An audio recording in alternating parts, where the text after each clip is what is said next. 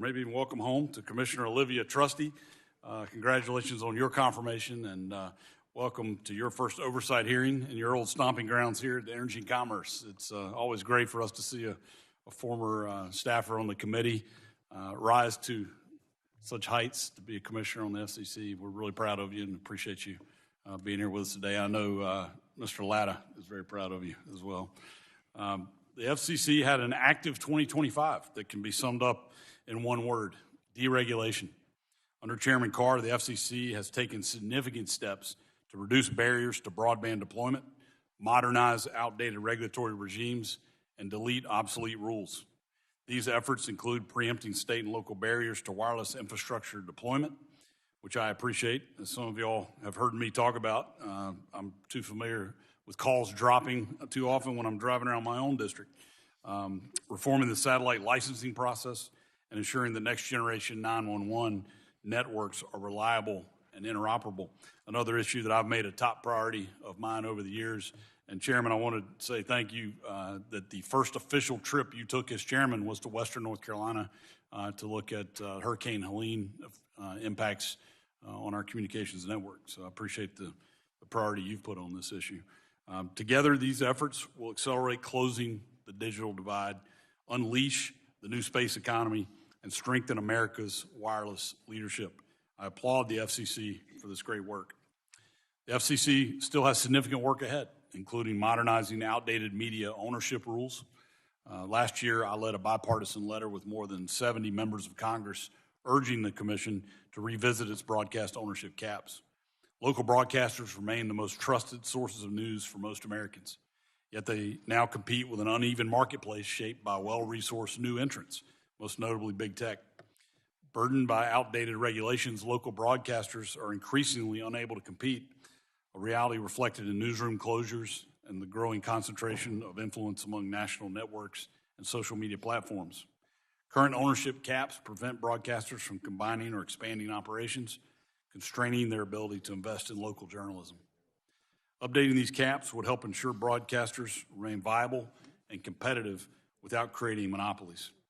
It would empower local stations to better compete against dominant platforms. I urge the Commission to keep these realities in mind as you continue your deregulatory agenda. A huge accomplishment this year was the Working Families Tax Cut Act, direction to the FCC to auction 800 megahertz of spectrum for commercial use. Making the spectrum available is essential to America's leadership in 5G and 6G.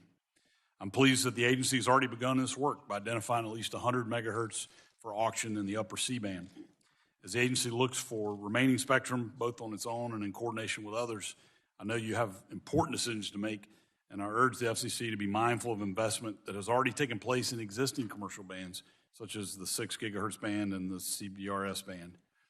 The proposal, your agenda laid out this month to expand unlicensed operations in the 6G band is a great first step. Finally, I'm a member of the bipartisan bicameral Universal Services Fund Working Group. The USF, overseen by the FCC, helps support broadband access to high-cost rural areas, to schools and libraries, rural health centers, and low-income households. Last year, the Supreme Court upheld the constitutionality of USF, but it is past time to reform this program to ensure the long-term sustainability and ensure the funds are reaching the right people. Congress needs to re-examine what the USF supports and how it's funded. A sustainable USF is essential to ensuring all Americans have access to affordable, reliable broadband. Given the FCC's role in administering the fund, I look forward to discussing ways to ensure the USF remains viable for future generations. Today's hearing is an opportunity to discuss the many important issues before the FCC. Again, I thank the commissioners for being here today, and I look forward to our conversations. I now recognize the ranking member, the gentlelady from California, for her opening statement. Thank you very much, Mr. Chairman. I'm glad we're holding this hearing. The Federal Communications Commission affects people's everyday lives. It determines whether you can call 911, whether your internet bill is affordable, and whether local news can do its job without political interference. Oversight is not optional. It is our responsibility. The FCC serves the public, not any president, not any party, and not any one political agenda. It is supposed to be an independent, expert agency that promotes competition, protects public safety, and expands connectivity to our rural and urban communities. But President Trump and Chairman Carr have repeatedly abused the FCC's power. We don't have speech police in America. We have the First Amendment. Yet, under Chairman Carr, we have seen a pattern of pressuring the media to toe the administration's line. He warned Disney and ABC stations, we can do this the easy way or the hard way to push them to take Jimmy Kimmel off the air. He threatened to investigate or revoke the license of local stations over content the administration doesn't like. And he's opened investigations into newsrooms' routine editing decisions, such as CBS condensing an interview for time. That's not calling balls and strikes. That's censorship by intimidation. Chairman Carr has stretched the standards of acting in the public interest and preventing news distortion beyond recognition. The FCC's own guidance sets a high bar for news distortion. The FCC can only go after deliberate distortion, not mere inaccuracy or difference of opinion. Yet, like the rest of the Trump administration, this FCC seems to believe it is above the law and the Constitution. That's why I introduced the Broadcast Freedom and Independence Act to draw a bright line. The FCC cannot target broadcasters based on viewpoint, and the White House cannot use the FCC to settle political scores. The threats this FCC poses to journalistic independence have been local as well as national. In Sacramento, people rely on local stations for wildfire updates, flood warnings, and breaking news. Local news is a lifeline for communities. When a handful of companies control local stations, communities lose independent voices, newsrooms face layoffs, and viewers are left with fewer trusted sources. That's why Congress sets strict limits for how big any one TV station owner can get. No company can reach more than 39% of U.S. households. That's the law. So it's deeply concerning when the Trump FCC appears open to deals that weaken local independence and plainly violates the law. Deals like Nexstar's acquisition of Tegna, which would create a media giant reaching 80% of U.S. households. And in Sacramento, Nexstar Tegna would put 2 of our 4 English-language local TV stations under the same owner. That should raise flags for anyone who believes in protecting local news and competition. Finally, I want to address cybersecurity. Our communications networks are critical infrastructure. They carry our calls, texts, and data. They support hospitals, small businesses, and emergency alerts, and they are under attack. After Salt Typhoon, the worst telecom hack in U.S. history, the FCC began moving toward enforceable cybersecurity requirements for companies, not just voluntary promises. But Chairman Carr reversed course, leaving our networks more exposed. So today we're going to put this record under a spotlight. The public deserves to know what Chairman Carr thinks public interest means and why he's using to pressure speech. Communities deserve to know why local voices are being squeezed by consolidation. And Americans deserve to know why cybersecurity protections were weakened at the moment we need them the most. I look forward to hearing from the witnesses, and I yield back. Thank you. I now recognize the chairman of the full committee, the gentleman from Kentucky, for 5 minutes for his opening statement. Thank you, Chairman Hudson, and thank you for holding this important oversight hearing. And thank you to our commissioners for being here. Commissioner Trusty, welcome back to the committee. We're glad to have you back here. And we always say, and it's true, that the members of Energy and Commerce get to work with the best people on Capitol Hill. And you were a part of our group at one time. We appreciate having you back. And this is an exciting time for the FCC, exciting time to be there. The Working Families Tax Act restored the FCC Spectrum Auction Authority, which had elapsed for more than 2 years. It also set a target of 800 megahertz of spectrum to be identified and made available for commercial use. These actions will help meet the growing demand for spectrum, but also, more importantly, ensure the U.S. continues to be the leader in 5G and even developing 6G. Under the first Trump administration, the FCC made a significant amount of mid-band spectrum available for licensed use and opened up 1,200 megahertz of spectrum for unlicensed use.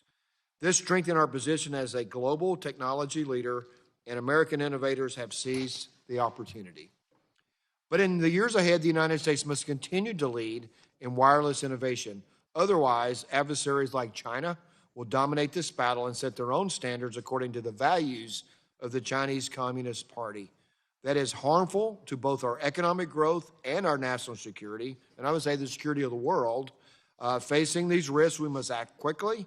I am pleased that the Commission under Chairman Carr has already started implementing aspects of this law and has prioritized security throughout the communications sector.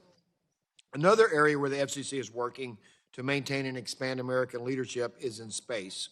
Under Chairman Carr's leadership, the Commission has been hard at work modernizing satellite regulations. We have seen significant investment in innovation in space in recent years. Americans have long relied on GPS and other satellite-based communication services, but today, more Americans use satellite services for connectivity at home and on the go. I am pleased that the Commission has made this a priority. Finally, I have noted several times during this Congress the urgency of updating media regulation to allow regulated industries the opportunity to compete against new platforms, and specifically the big tech companies who are competing with broadcast and cable companies for advertising revenue and viewership. It is important to remove outdated regulations, and I appreciate Chairman Carr's efforts to modernize these legacy regulatory structures to reduce burdens on incumbent industries. This is an important time for the FCC. I look forward to hearing from the commissioners, and I yield back. Thank you, Chairman. Now recognize the gentleman from New Jersey, the ranking member of the full committee, for 5 minutes for his opening statement. Thank you, Chairman Hudson. One of President Trump's most defining qualities has been his contempt for American media and his hostility towards the First Amendment. Trump has repeatedly attacked and threatened late-night hosts for making jokes that bruise his ego, dismissed reporting he does not like as fake news, smeared journalists for merely doing their jobs, and taken completely meritless legal action against news networks that do not bend to his will. And he's also debased the office he holds by resorting to bullying and name-calling, recently telling a veteran reporter who asked a question about the Epstein files, and I quote, "Quiet, piggy." On duty, or I should say our duty here, is to conduct oversight of the Federal Communications Commission, and that has never been more critical than it is today. Because in Trump's ongoing crusade to chill free speech, punish news networks, and vilify American journalism, there has been no greater ally than Chairman Brendan Carr. Over the last year, Chairman Carr has grossly distorted the power and purpose of the FCC. He has weaponized the agency to benefit Trump and punish anyone who challenges him. He has rubber-stamped shady deals between media conglomerates when those deals have included monetary and political benefits for the president. He opened a sham investigations into small local media outlets for simply reporting on publicly available information about ICE raids. He weaponized the FCC's public interest principles to bully news organizations, and Chairman Carr repeatedly violated the First Amendment by threatening and intimidating broadcasters who aired speech that the president does not like. Now, you don't have to take my word for it. There's a reason why a Republican Senator, Ted Cruz, said that Chairman Carr's actions have been, and I quote, "right out of Goodfellas and dangerous as hell." This was never more apparent than when Chairman Carr threatened to revoke American broadcasters' licenses if they did not take action against a comedy program, The Jimmy Kimmel Show, telling them, and I quote, "we can do this the easy way or the hard way." And let's be very clear about what happened there. The federal government threatened to wield its power to stamp out speech it did not like, and this is a violation of the First Amendment. This is censorship, which does not belong in America. There was a time when my Republican colleagues would have been up in arms over all this, when their allegiance to the First Amendment was greater than their loyalty to one man. But obviously that's not the case anymore, and the chairman's misdeeds do not end with his clear and dangerous violations of the First Amendment. After months of delay, Chairman Carr approved the Skydance Paramount merger, only after President Trump was paid $16 million to settle a meritless lawsuit, offered $20 million in free advertising, and received guarantees that CBS's editorial decisions would be tweaked in his favor. This is what we call a quid pro quo, facilitated by Chairman Carr. And that's why Representative Raskin and I have opened an investigation into this merger's approval. The American people deserve to know the truth, and that some of us in Washington still believe that billionaires should have to play by the same rules as the rest of us. Now, in sum, Chairman Carr has abandoned the FCC's role as an independent agency and has instead turned it into an instrument for President Trump's own personal and political benefit. In fact, during his testimony before the Senate, he openly stated that the FCC is no longer an independent agency because the president says so.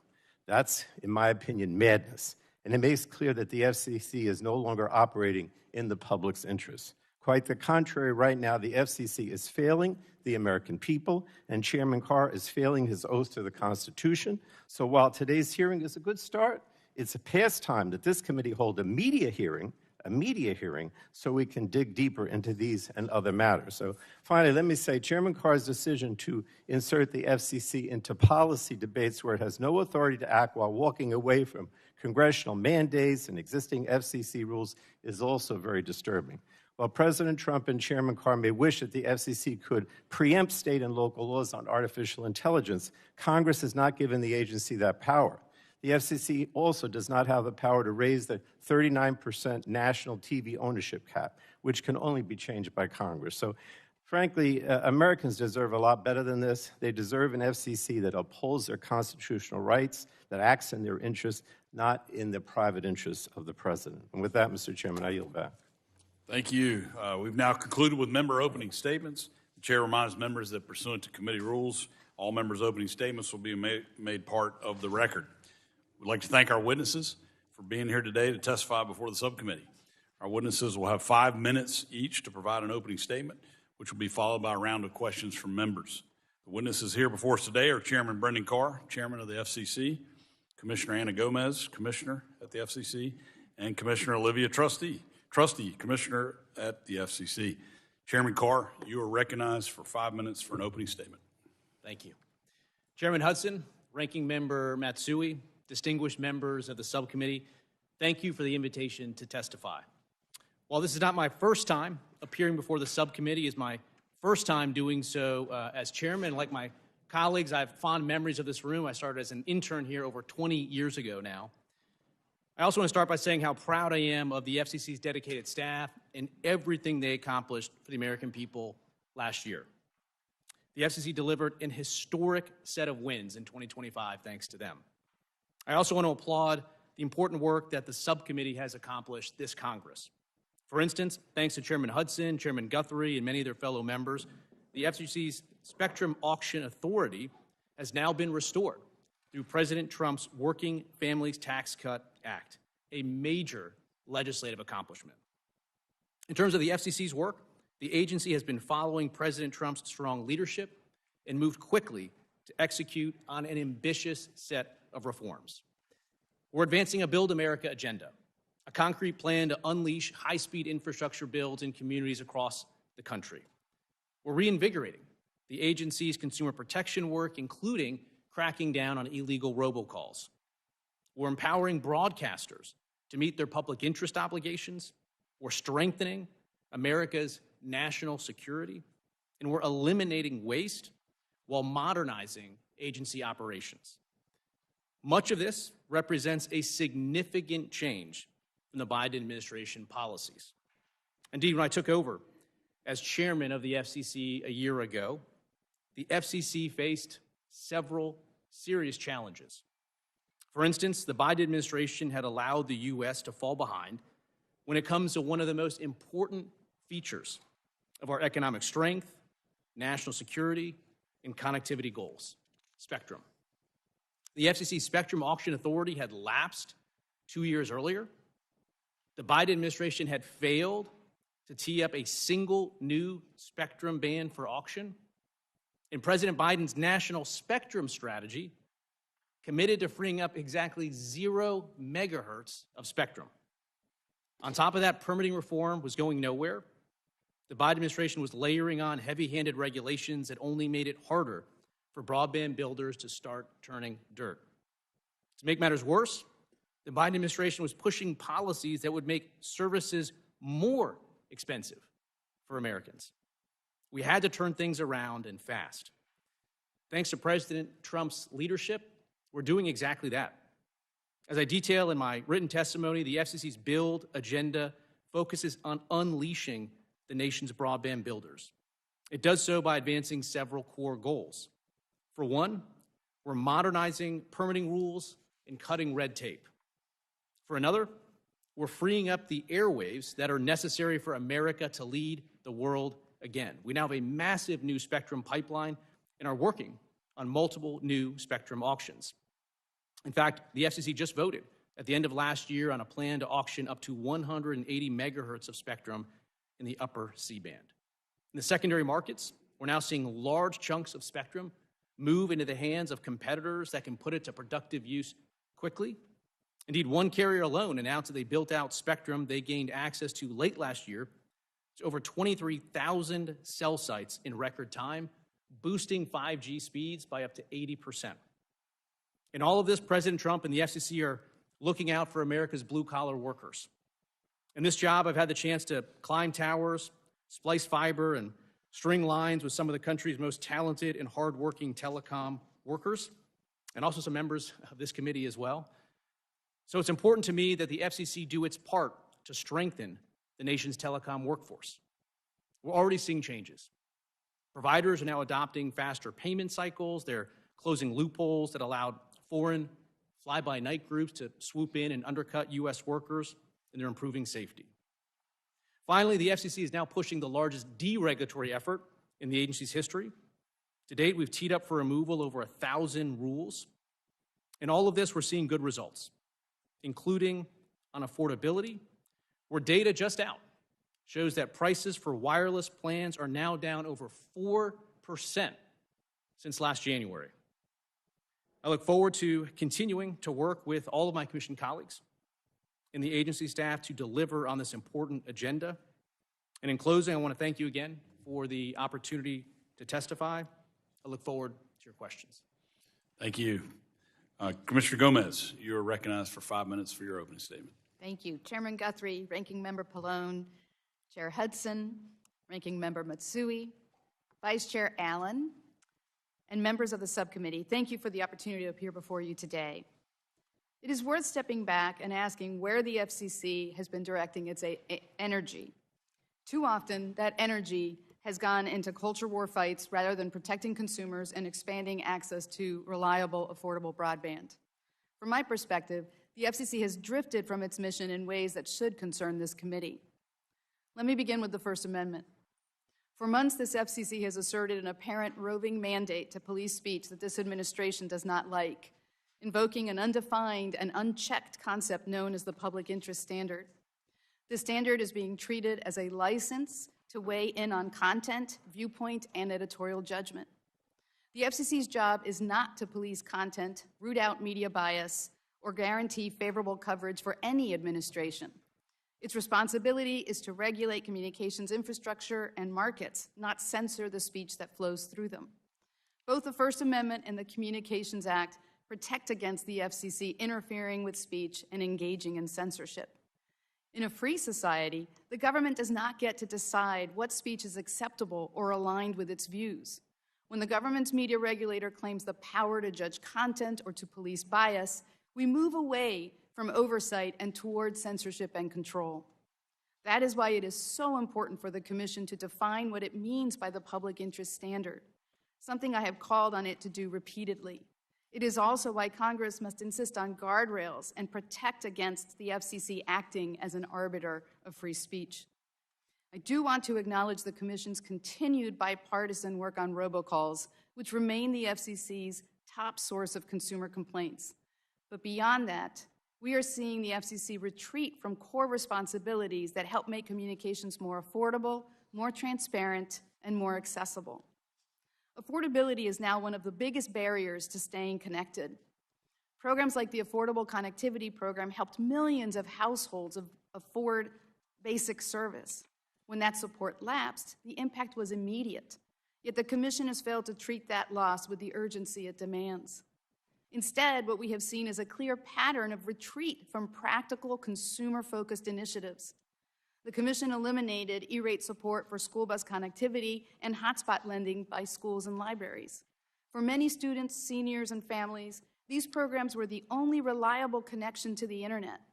Ending them removed one of the most effective tools we had to help people participate in the digital economy and to avoid being left behind. The Commission has rolled back limits on exorbitant prison communication rates.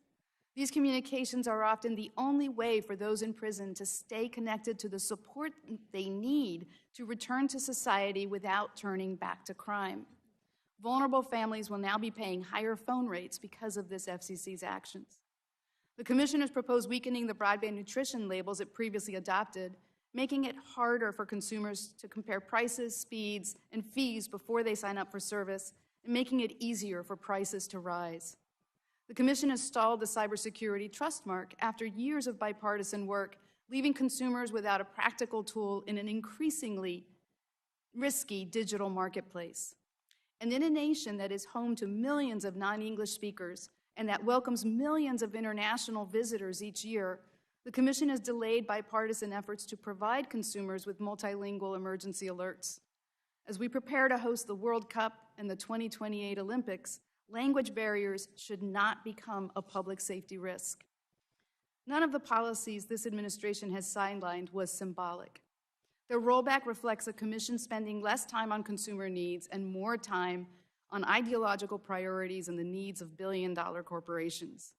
Without sustained attention to affordability and consumer protection, even the largest investments in broadband deployment, including the BEAD program, risk becoming digital bridges to nowhere. If students cannot afford broadband, if families cannot trust the security of their devices, if incarcerated individuals are cut off from support, and if emergency alerts fail to reach whole communities, then no amount of deregulatory policy will close that divide. We should measure success from AI and other investments in human outcomes. Who is connected, who is protected, and who is fully included? That is the standard the FCC should be held to and the responsibility it must return to if it is to fulfill its mission. Thank you, and I look forward to your questions. Thank you. Commissioner Trusty, you're recognized for 5 minutes for your opening statement. Thank you.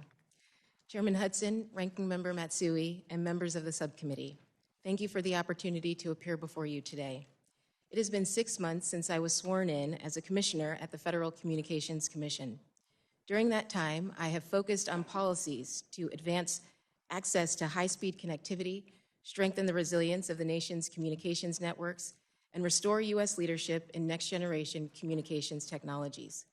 A critical part of that work has been the opportunity to travel across the country and around the world to engage directly with those who build, maintain, and rely on our communications infrastructure and technologies.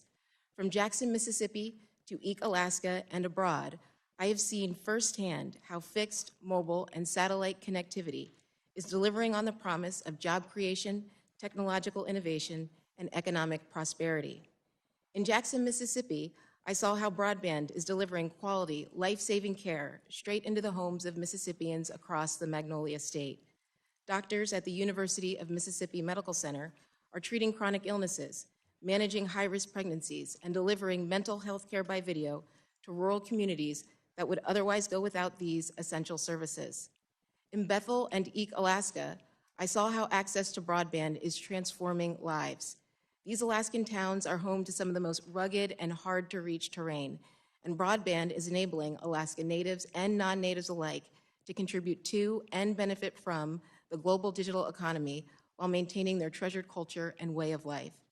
And last fall, I traveled to Baku, Azerbaijan, to represent the United States at the International Telecommunication Union's World Telecommunication Development Conference. There, ministers and regulators from around the globe highlighted their progress on closing the digital divide within their nation's borders. They also used this forum to seek U.S. guidance and leadership on maximizing spectrum efficiency, building trusted networks and secure supply chains, and creating a regulatory environment that invites continued innovation, investment, and competition while protecting consumers and enhancing public safety. These are issues we confront at the FCC in almost every proceeding. They also inform the 3 priorities guiding my work: universal connectivity, network resilience, and U.S. leadership. Ensuring that every American has access to communication services has been the FCC's core mission since its founding. In addition to the Universal Service Fund, Removing regulatory barriers that impede broadband deployment is critical to connecting every American. I commend members of this subcommittee for advancing several legislative proposals to reform the permitting process, which will help accelerate the delivery of high-speed broadband services to homes and businesses across the country. In an era of growing digital hostility, however, achieving universal connectivity requires increased focus on the deployment of trusted and resilient network infrastructure. Our communications networks are the backbone of both our economy and our defense. From robocall scams to foreign-made network components to infrastructure vandalism and copper theft, the threats are evolving rapidly. Recent Commission actions to remove foreign adversary-owned labs from our equipment authorization process, to block illegal robocalls from exploiting American consumers, and to garner commitments from broadband providers to harden their network infrastructure will enhance network integrity while allowing us to maintain agility in responding to new and emerging threats. U.S. leadership in next-generation technologies, 6G, AI, emerging commercial services in space, and more hinges on our ability to deploy high-speed and resilient communications infrastructure to every corner of the country. Thanks to President Trump and members of this subcommittee, the Commission's General Spectrum Auction Authority has been restored along with the creation of a long-term spectrum pipeline.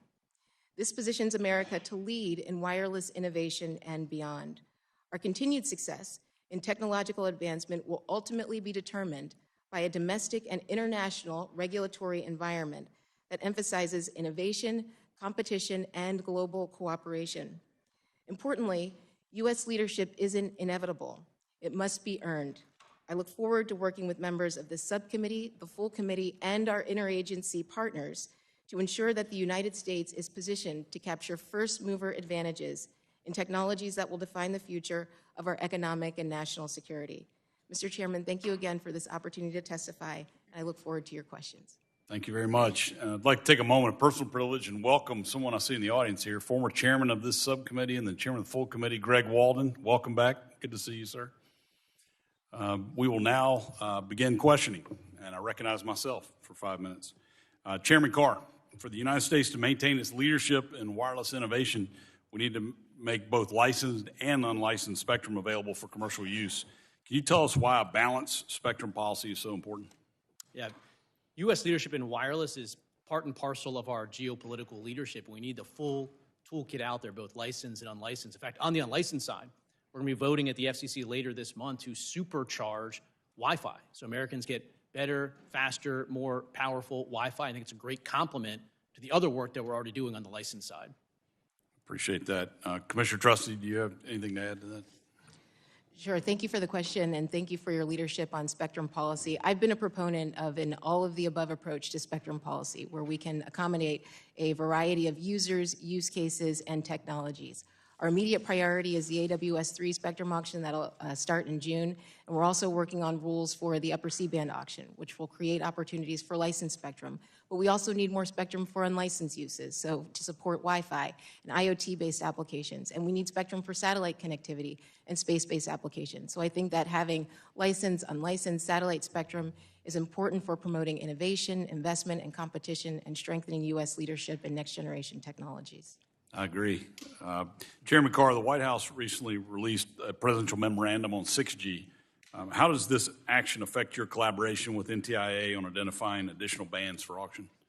Well, thanks again to the work of you and this committee and President Trump, we now have a real concrete spectrum pipeline, 800 megahertz. And as part of that, we are collaborating very closely with NTIA, with Commerce, with the White House to make sure we're identifying the right target bands, studying them, and staying on track. And so that's a really good thing. Again, we, as a country, were behind a little bit on 3G, but we caught up on 4G, we caught up on 5G, and now President Trump is making sure that the U.S. leads the way on next-generation technology, too. Great. Chairman Carr, as I mentioned in my opening statement, I'm part of the bipartisan, bicameral Universal Service Fund working group that's trying to implement long-term reforms to ensure sustainability for USF into the future. How does the USF ensure that broadband remains affordable for all Americans?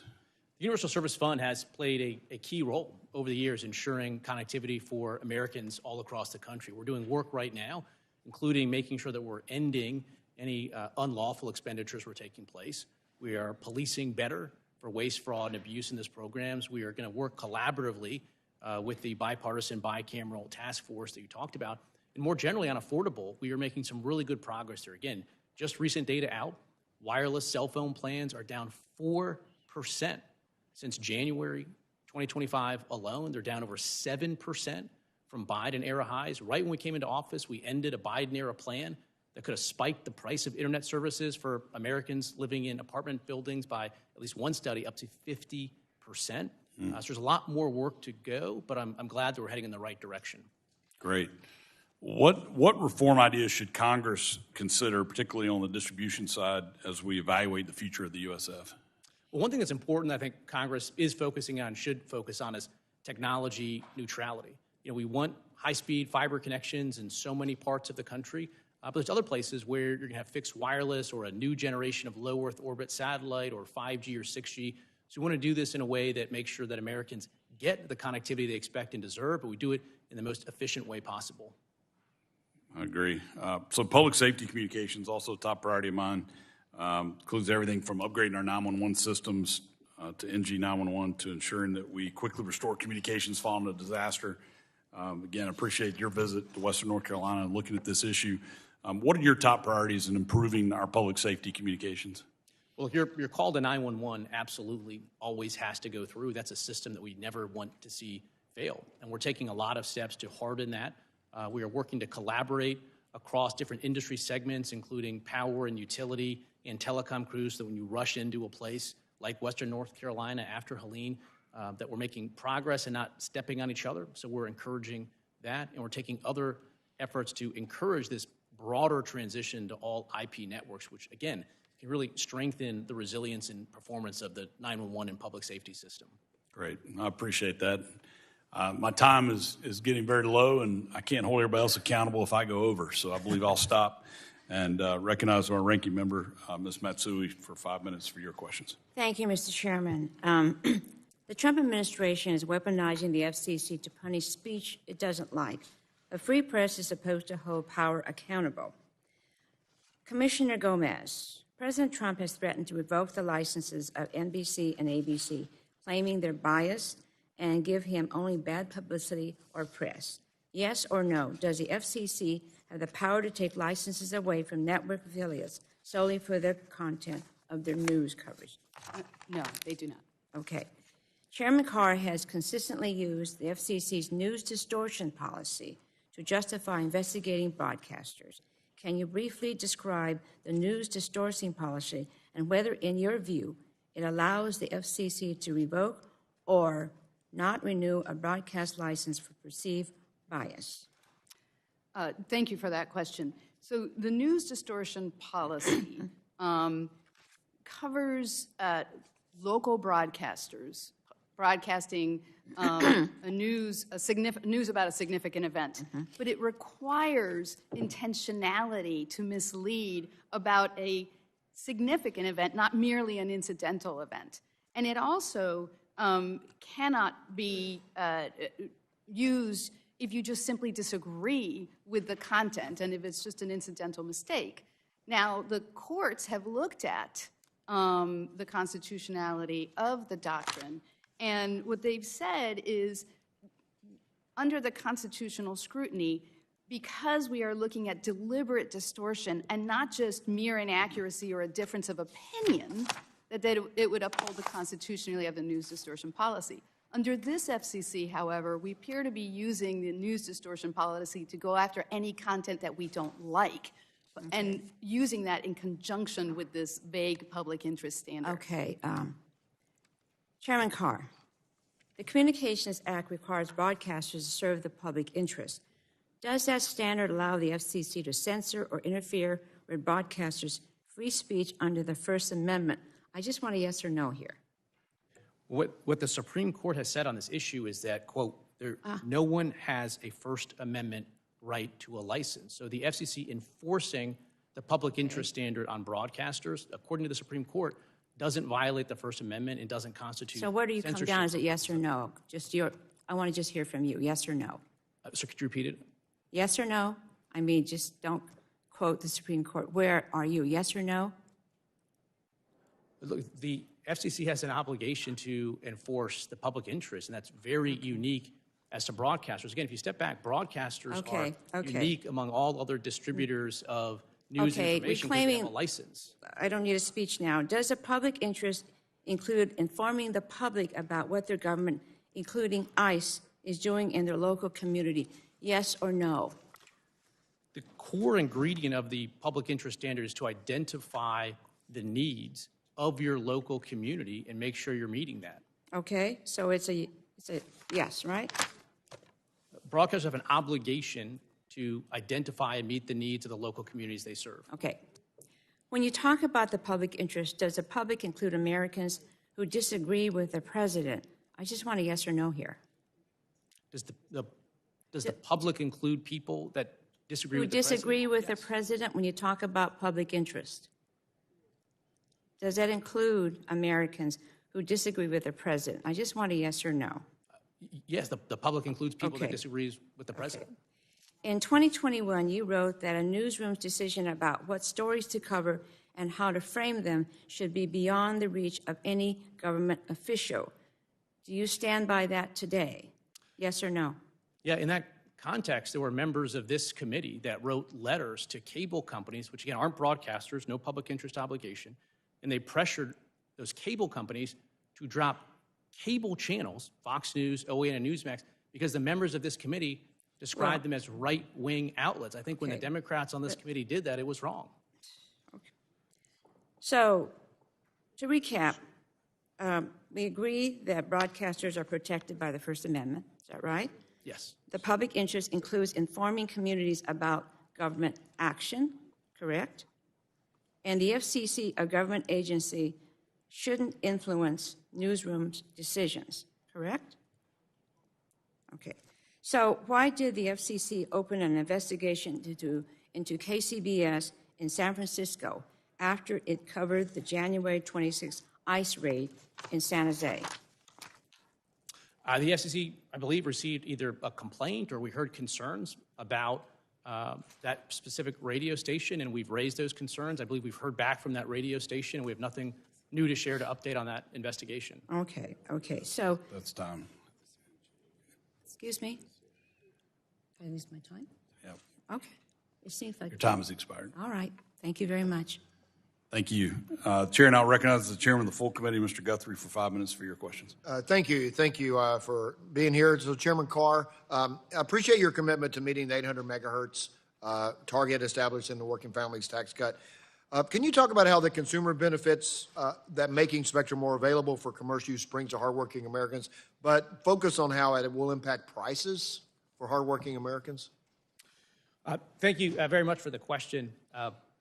Prices, according to new data just out, on the wireless side in particular, are already down over 4% from January 2025 alone. And part of this is our work to make more spectrum available, both through auction and secondary markets. When you introduce new spectrum into a market, the data shows that it drives down prices for consumers significantly. And so both in our work in the secondary markets and our work in the upcoming auctions, pushing more spectrum into the marketplace is going to be really good for consumers. Okay, thank you. So, Commissioner Trusty, the U.S. has led the world in wireless innovation, including through unlicensed uses of spectrum, such as Wi-Fi is a great example of unlicensed. It's changed the way people connect to the internet and led to an ecosystem of new devices that we all rely upon.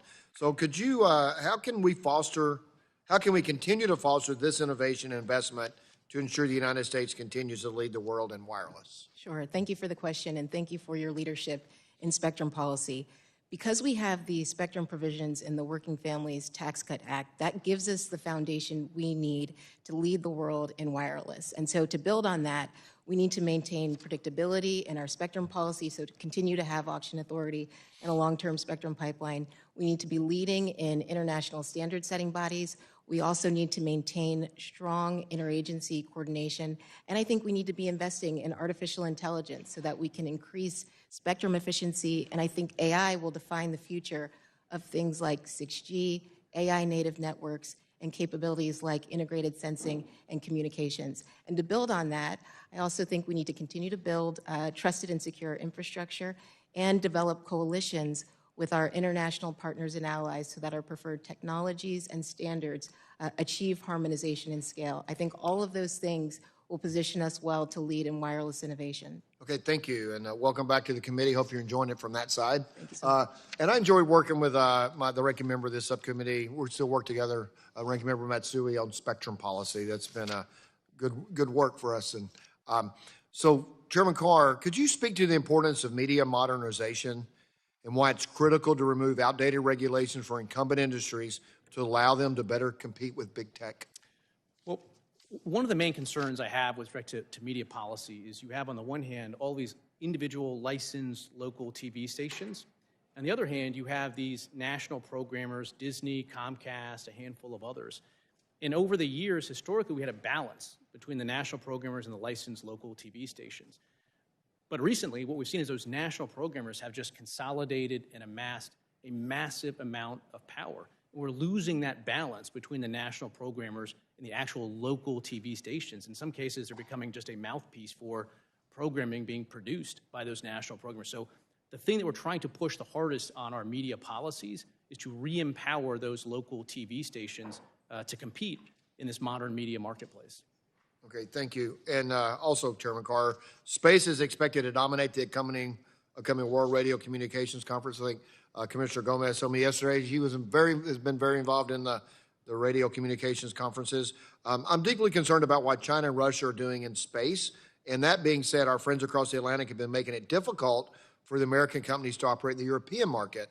Chairman Carr, from your perspective, how do we posture the U.S. for success? And do you think there's still room for partnership with our partners in Europe?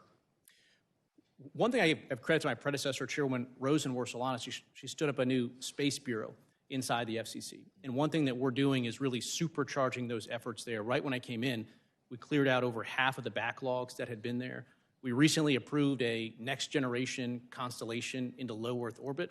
And we did that in roughly half the time that it had taken the FCC to approve the prior updated constellation. And so, as you point out, China wants to dominate in low Earth orbit and up and down all orbital slots. I have about 30 seconds. So what in this area, what can the committee do to help? Is there legislative need for you, or what can we do to help you? You know, the FCC needs to continue to move faster in this space, and legislative efforts to help lock that in would be a good thing. Okay, thank you. I have 15 seconds left, and I will yield them back. I appreciate that, Chairman. Chair now recognizes the ranking member of the full committee, Mr. Pallone, for 5 minutes for your questions. Thank you, Chairman Hudson. And Chairman Carr, I did want to get into the local broadcasters that you mentioned, but just a simple yes or no initially. You recently stated that the FCC is not an independent agency. True? Yes or no? I said the FCC is not formally speaking an independent agency. Okay. But to me, that is very much contradictory to what you said in 2022 when you testified before this very subcommittee, and you made it clear that Congress made the decision that the FCC is truly independent, not the president, and certainly not you, that it is an independent agency. So I think you're kind of hedging a little bit when you say that you think it is an independent agency, because I think you repeatedly said that it's not, but whatever. Let me get to Commissioner Gomez. Can you discuss the importance of the FCC's independence from political interference, if you will? Thank you for your question. Congress set up the FCC as an independent agency because it feared that the agency should not be subject to the whims of one person or one political party. That is why we have an independent, multi-member expert body that regulates our communications medium. So when we declare that we are not independent, what we are doing is, A, we're not recognizing what Congress wanted when it created this independent agency, but we are also putting way too much power into one person and then doing their political whims. I appreciate that. And I do think, Mr. Chairman Carr, that your repeated comments do not suggest that you think it is an independent agency, but I don't want to get into all the details because I do want to get to this local broadcaster issue, which you mentioned before, because I think local broadcasters are some of the most powerful voices shaping public opinion at the local level, and the FCC has adopted and enforced ownership restrictions to ensure the needs of local communities are met, and that's why I have concerns with any further relaxation of that ownership. And I also want to remind you that Congress set the maximum reach for entities owning TV stations at 39% of national television audience households, and only Congress can change that threshold. So let me ask you, Chairman, do you agree that only Congress has the authority to raise the national ownership cap? The position of the FCC consistently over the prior 4 chairs, Republican and Democrats alike, has always been that the 39% cap is a rule that the FCC has on our Code of Regulations. And as a general matter, I really agree with you on the need to reinvigorate. Right, but you're saying then that you don't think, you think you can raise it on your own. The commission can. These are issues that we're looking at right now. I'm just saying. Well, I mean, yes or no? You do believe that you can raise the cap on your own? You're saying it's a regulation, not a statute? We're looking at that right now. I'm saying that if you look at the last 4 FCC chairs across Republican and Democrat, the FCC has consistently been. Well, I don't think you're answering my question, but let me move on. Commissioner Gomez, do you agree with Chairman Carr? And, well, I guess he didn't really say anything. So let me ask you, what impact do you think any relaxation of this 39% would have on consumers?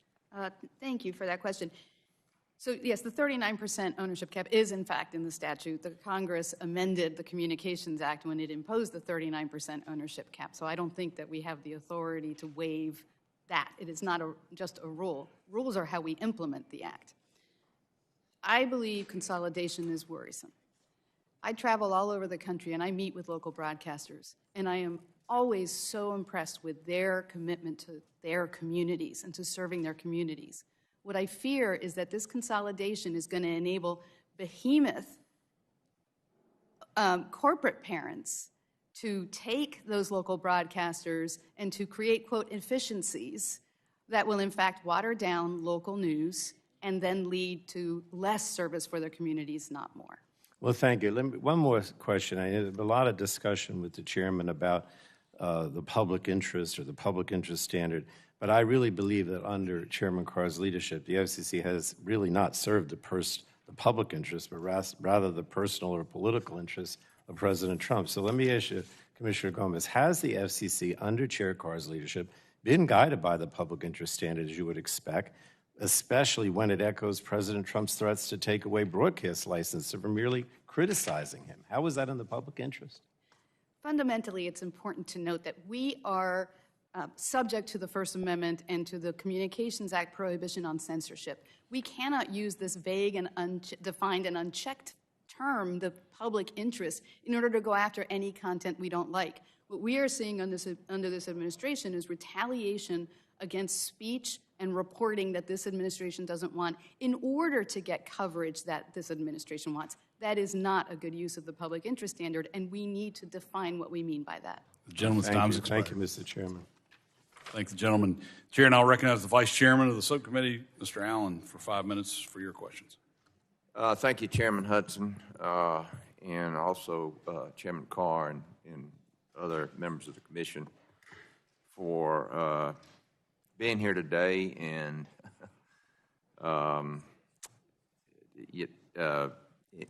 anyway, thank you for your service. It's great, even under the duress that you're dealing with, but which I really apologize for. But anyway, Chairman Carr, last March, 73 members of Congress, including myself, sent a letter to your commission calling for immediate action to update outdated ownership regulations. Our letter emphasized the need for rules that reflect today's competitive media landscape, where local broadcasters face unprecedented challenges competing with the unregulated big tech platforms. Could you provide us with a status update on this issue? And as I understand it, with the local broadcasters, it's a matter of survival. I mean, this is a real problem. Could you update us on that? Yeah, thank you, Congressman, for the question and for your leadership on this issue. The FCC has a couple of active proceedings underway where we're looking at this. Again, my North Star through all this media policy is I'm not interested in seeing the national programmers, Disney and Comcast, amass any more power than they already have. I think one thing that we have to try to look at, whether it's this proceeding or otherwise, is how do we create some better structural competition to them? Because to your point, if you look at local news right now, it's principally being driven by local broadcasters. We used to have thousands of local newspapers across the country. I know in your experience, you're seeing them close down or at least stop physically printing by the dozen. What I don't want to see, I think the conversation that we should have in Congress is, if we care about local news and local reporting, how do we make sure that those local TV stations continue to be economically viable? Because we don't want them to go the way of so many newspapers. I don't think we'd be better off as a country if we lost them. And, you know, again, it's run by local folks who live in the community, who work in the community, who contribute to the community. And I don't see how being part of a bigger organization to survive, you know, the current turmoil, if you would say, in this industry and expansion in this industry is I think it's, you know, I think it's important that we have that local influence. You've made empowering local broadcasters a centerpiece of your agenda. One such way has been your oversight of retransmission consent fees, ensuring that they are used as Congress intended, that is, by local broadcasters for a program that serves the local community. Can you update us on your oversight of the transmission consent regime and explain why this is so important? Well, one issue that we're looking at is those agreements, the affiliate agreements between the local TV stations on the one hand and those national programmers on the other. We're looking at lots of different ways to help empower that. Retrans is a very complex issue. On the one hand, we're seeing declining revenues at a lot of local TV stations. At the same time, the national programmers will say they need to maintain scale themselves to continue to compete for expensive sports rights. And so we have to try to find a right balance between having the financial capability of local TV stations to invest in local news and reporting, but also making sure that they have, you know, the national sports rights that people expect and demand. It's a complex issue, but we're looking at it. Yeah. Yeah, there's nothing worse than having the national championship and then all of a sudden you find out, oh, I can't get it on my television. Yeah. We know that in 2027, China will host the next World Radio Conference, an international conference that will set global rules for using spectrum. Under the last administration, domestic disputes between federal agencies about how spectrum should be used sidelined the United States and allowed other countries to pick the spectrum bands for next-generation networks. As a result, the United States now trails the world on mid-band spectrum for wireless broadband.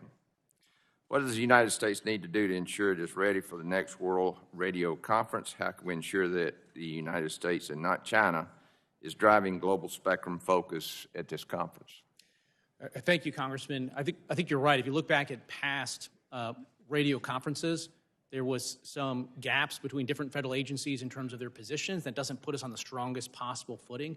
You know, thankfully, President Trump has been very clear to every agency that the United States is going to lead the world in next-generation technology. And that's resulted in a lot of close collaboration from the FCC, NTIA, Commerce, the White House, and hopefully, you know, we continue to make a very strong, unified position, because we know China and others are going to be very unified going into that.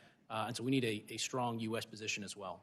Good. Gentleman's time has expired. Yeah, thank you for your service. Now yield back. Thank you. Chair now recognizes the gentleman from Florida, Mr. Soto, for 5 minutes for your questions. Thank you, Chairman. President Trump has the most corrupt administration in modern history. $2 billion cryptocurrency scandal, pay-to-play pardons, pardoning January 6 insurrectionists, an Epstein pedophile cover-up, White House ballrooms that are lavish, and the Trump family getting rich off of official U.S. foreign policy in the Middle East, Southeast Asia, and beyond. And when the national media like CBS, ABC, and NBC cover these egregious scandals or use satire, FCC Chairman Brendan Carr tried to crush them using his power as FCC Chairman. CBS covers the cryptocurrency corruption, pardon of the Binance founder. Then CBS is forced to install a bias monitor 2 days after the merger approval, under pressure from Carr and Trump, along with an extortion payment of $16 million. ABC's Jimmy Kimmel uses satire to criticize Trump. Carr threatens their license. NBC's Seth Meyers uses satire to criticize Trump.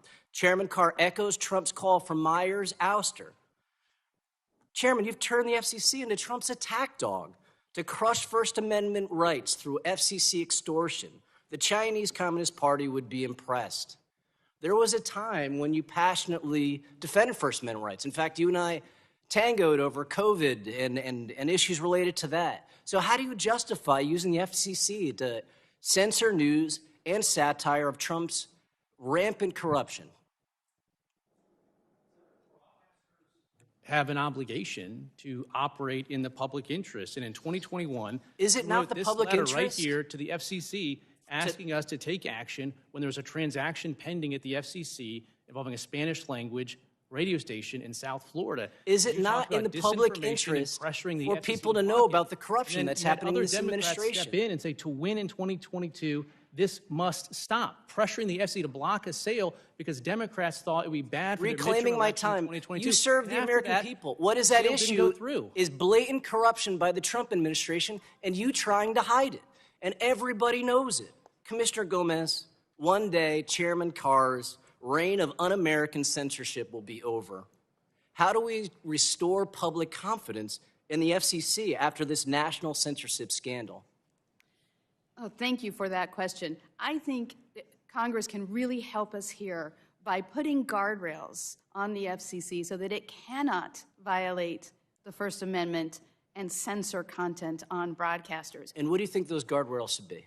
I think defining the public, what it means to serve in the public interest would be very helpful. Do you think highlighting corruption is in the public interest? I think the FCC should stay out of content, whether we like it or not. And that is the problem, is this administration wants to retaliate against news organizations that have the temerity to report factually about this administration. Well, the history books will not be kind to that. It's been over a year since Trump took office, and we still don't have rural broadband in rural communities like mine and others. You came to my district a while back in Orlando to hear from veterans who utilize internet to help with their health care. What has the effect been of the BEAD program still not being rolled out across America with regard to consumers? Yes, it is so important for us to be able to participate in this economy today, the digital economy, to have access to affordable broadband. And the communities that don't have that are getting further and further left behind. And as you know, when we came, we were talking about the Affordable Connectivity Program and how important that was to veterans to be able to make their meetings and their health care appointments without having to, in fact, travel. It saved them days of painful travel. So we need to focus on this issue so that every American can have access to affordable and accessible broadband, especially if we want to be world leaders in artificial intelligence. It is so important. And what happens to rural businesses, farms, ranches when they don't have access to high-speed broadband? If you don't have access to high-speed broadband, you really are at risk of being left behind. It is an imperative in today's economy, in this digital economy, to have access to broadband. Thanks, Chairman. I yield back. Thanks, gentleman. The chair now recognizes the gentleman from Ohio, Mr. Latta, for 5 minutes. Well, thank you, Mr. Chairman, and thank you to the Commission for being with us today. Chairman Carr, Commissioner Gomez, and Commissioner Trusty, and congratulations. It's great since you've been in my office years back to follow your career. Congratulations. Chairman Carr, let me just start off. With the BEAD program, how much shovels in the ground were there in the Biden administration? The BEAD program was President Biden's $42 billion plan to connect millions of Americans to high-speed internet. And after over 1,000 days of the Biden administration implementing it, not a single shovel's worth of dirt was turned. Now, President Trump and Secretary Lutnick and NTI Administrator Roth have come in, and they've turned that program around, and we're finally going to be seeing dirt turning and Americans getting connected. So I just want to make sure I heard that correctly. Nothing happened in the Biden administration. Let me turn to another topic I know that you and I talked about through the years, especially when we had this Spectrum Authority auction lapse. Because how far did we fall behind in this country when we didn't have that authority to sell spectrum? And the other question I'd like to ask is this, because it's always one of the things that we always worry about. How much money did we lose in that time frame from not being able to have that auction authority? Yeah, during the Biden administration, the FCC's Spectrum Auction Authority lapsed for the very first time ever, and that enabled other countries, China and others, to leapfrog the United States. We fell several hundred megahertz behind them. But thankfully, this Congress came together, President Trump came together, and passed a working families tax cut that created a strong pipeline of 800 megahertz. And again, every time you bring spectrum online, that drives down prices for consumers, and so that's what we're doing right now. So I understood that correctly. It was during the Biden administration that authority lapsed. Let me ask you another question, because this just came in. I know that we talked about this for years, and I worked on legislation on robocalls and trying to protect the public out there. And I know that in reading your testimony that the commission wants to move forward and make sure that we protect people out there from these robocalls that people are getting. Well, thank you. Robocalls obviously are our number one consumer complaint, and right now we're building on the long-term bipartisan work of the agency on this.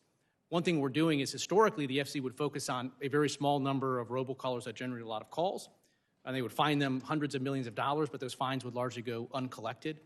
And what we're doing now is we're picking up on something we did in the last administration, which is to kick providers out of our robocall mitigation database if they're not doing enough to fight illegal robocalls. And that effectively cuts them off from the U.S. telephone network. And more generally, we're going at every single portion of the life cycle of illegal robocalls and making it harder for the bad actors to get their calls through, including we're looking in particularly at foreign-originated illegal robocalls.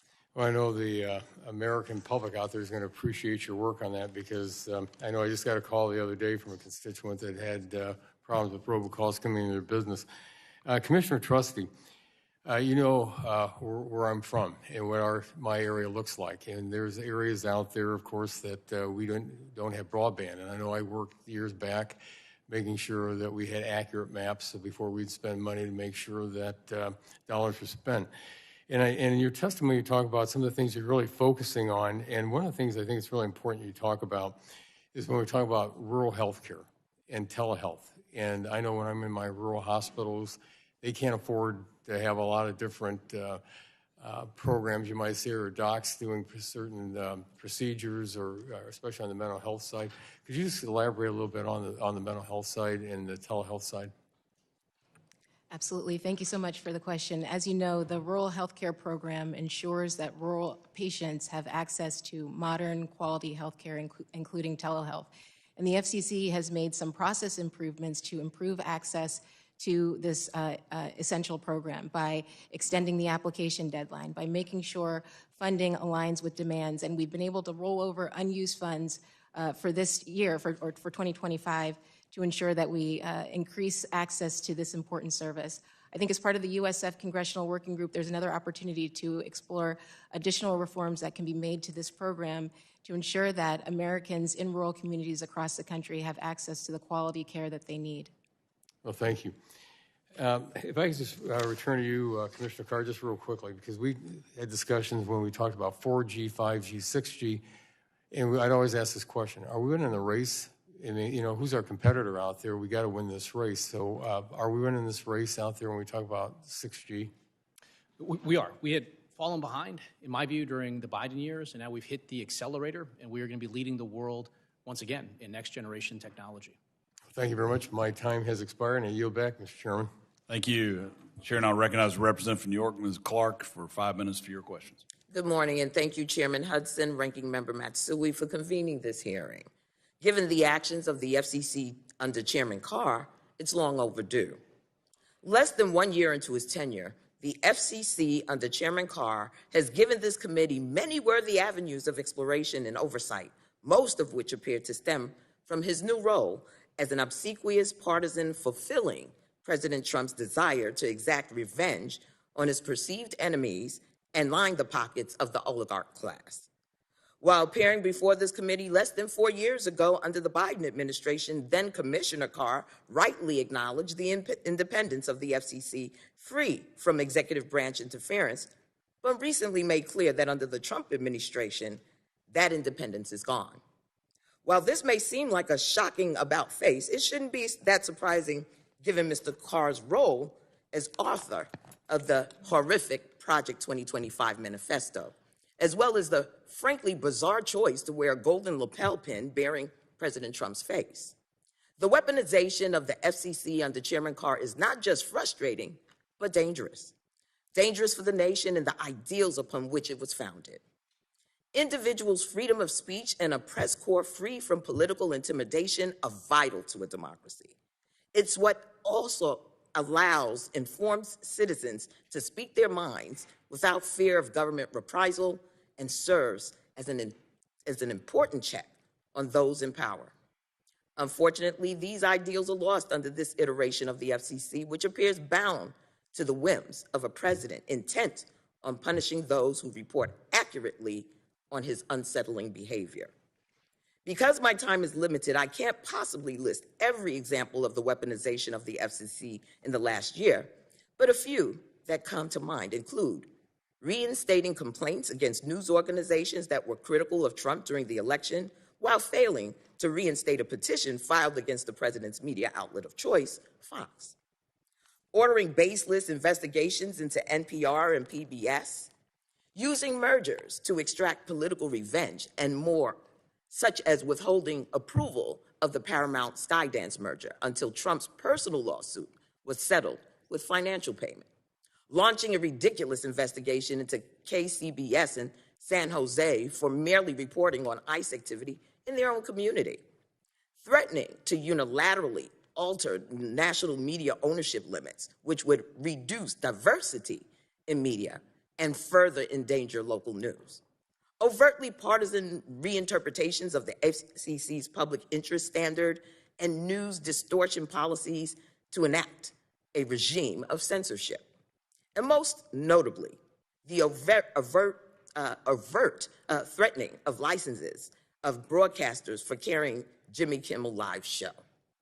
To the last point, Senator Cruz, who I rarely agree with, aptly described Chairman Carr's threats as akin to something out of a mafia movie.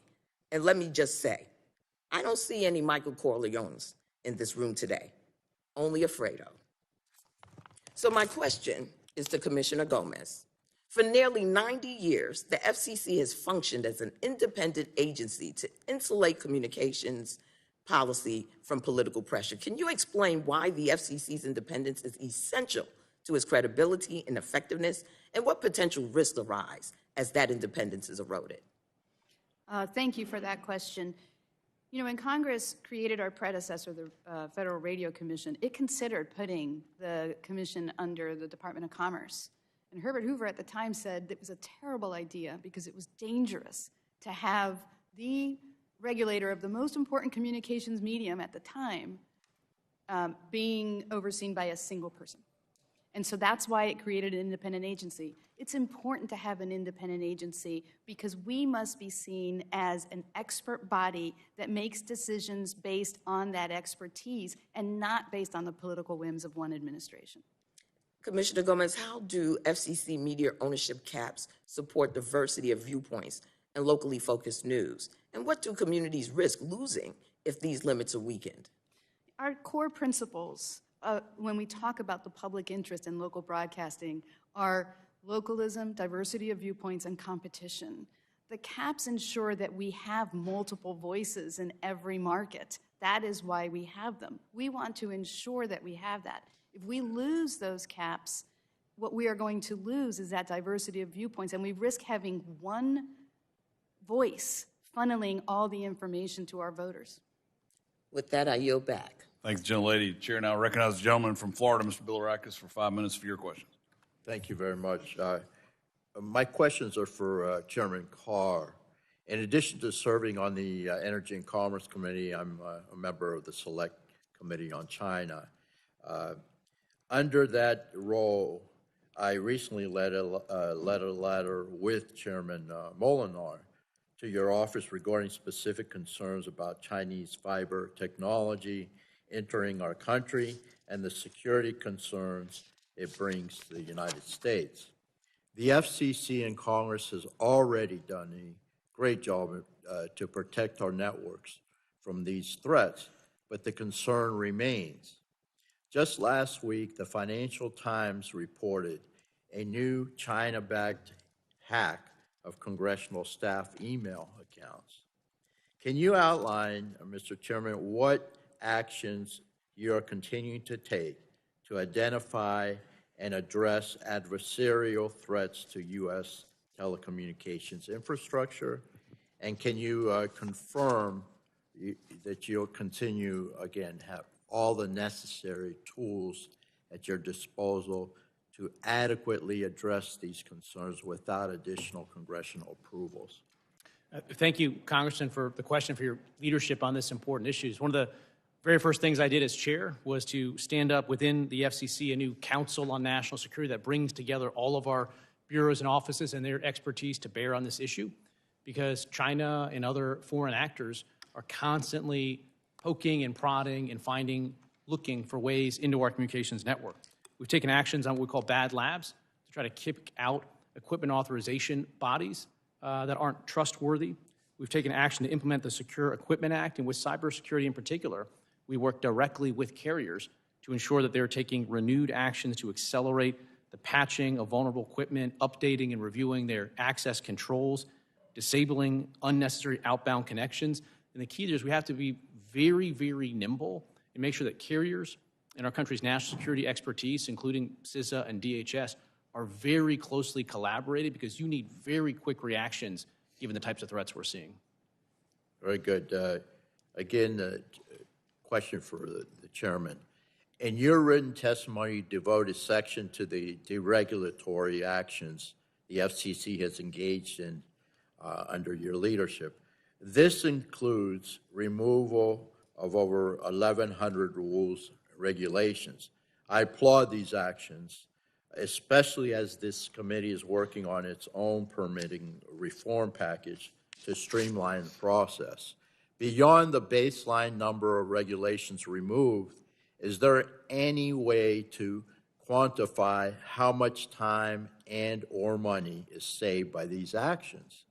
How would you describe these changes to the typical American taxpayer and internet user? I think that's very important. If you could respond, I'd appreciate it.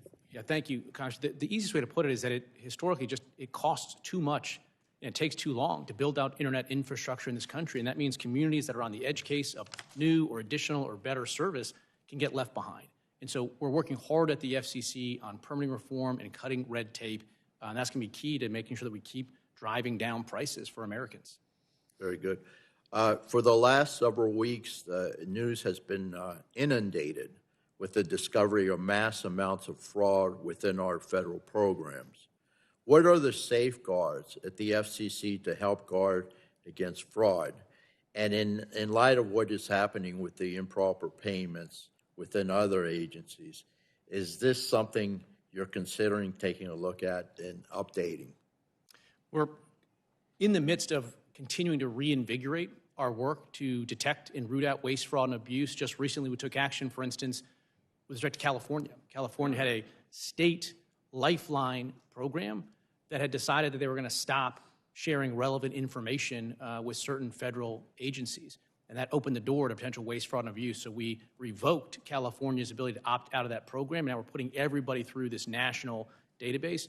We're also finalizing some work right now on some additional steps that we can take with respect to our Lifeline program to make sure that those benefits are flowing only to those Americans that Congress intended them to.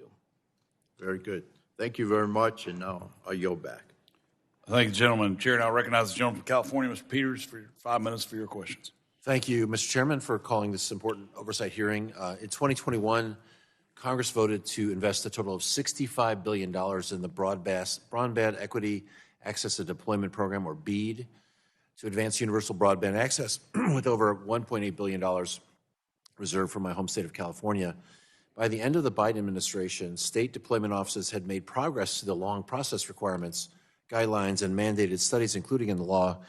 They made awards to grantees who were committed to building fiber lines to hard-to-reach areas and strengthening connectivity in underserved areas.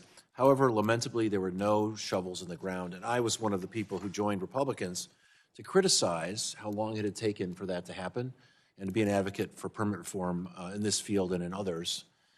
But by the beginning of 2025, states were ready to begin their build-outs, and the Trump administration decided to issue new regulations which halted any progress. So we're back where we started. We're no better off, and progress is still stalled today as the administration holds the BEAD program's funding hostage. The Federal Communications Commission is guided by the principle that all Americans should have access to communication services. The Trump administration's pause on BEAD funding broadband build-out for over a year goes directly against this principle. It continues the very things I joined Republicans to be critical of under the Biden administration. Commissioner Gomez, how do delays in broadband deployment affect the FCC's abilities to meet its goal of making affordable connectivity accessible to all Americans? And how can we ensure that people have the skills to take advantage of broadband once it's deployed? Thank you for that question. We want to get broadband to every community, everywhere, as soon as possible, because we really risk leaving people further and further behind. And I'm afraid that we'll go from having a digital divide to a digital chasm if we don't do that. But I'm glad that you raise the totality of what Congress did with the Broadband Equity and Access Program, because one thing we cannot ignore is that we need affordability and we need people to have the digital skills in order to take advantage of the broadband that will give them access to this digital economy. And I'm afraid that this administration has completely lost its focus on that. And that is why I say I'm afraid that if we don't ensure that these networks are sustainable, but making sure that everyone can use them and afford them, we are going to be building bridges to nowhere. Right. Well, I share that concern, and thank you. And I think it's critical we invest in, continue to improve programs like the Universal Service Fund to support affordable rates in underserved areas and rural access to hard-to-reach areas. And again, when I first came to Congress, we were all talking about rural broadband and how important that was. I think the pandemic showed us that the digital divide exists even in wealthy neighborhoods like the ones that I serve, and I think we should get at it. Along the lines of permit reform, last year I joined with my colleagues, Representatives Joyce and Landman, to introduce the bipartisan Broadband and Telecommunications Rail Act. We've heard that when broadband companies try to build out communications infrastructure across railroad crossings, the costs and approval times skyrocket. To streamline the deployment process between broadband providers and railroad carriers, the bill would implement firm timelines, conflict resolution processes, and fee scales to help the FCC move faster in support of the public interest. It would outline the responsibility of each party and give the FCC authority where it previously had none. Commissioner Gomez, how would granting the FCC authority over this process speed up access to fast, reliable, and affordable connectivity? And are there other areas in broadband deployment that the FCC does not currently but should have jurisdiction? Thank you for that question. And I am very supportive of streamlining approvals, and particularly of your bill's focus on making sure that the costs that are being recovered are actually the costs of providing those approvals, and that I think is very important. So I think it's very helpful when Congress gives us instructions on what it is that we're supposed to do, particularly in the area where we are in fact acting to either preempt local regulations or tell others what we think that they should be doing. So I look forward to working with you in the future on this. Great. Maybe Commissioner Trusty, any other areas in broadband deployment where the FCC needs jurisdiction, we need to give you jurisdiction? Well, thank you for the question, and thank you for your work on this bipartisan legislation.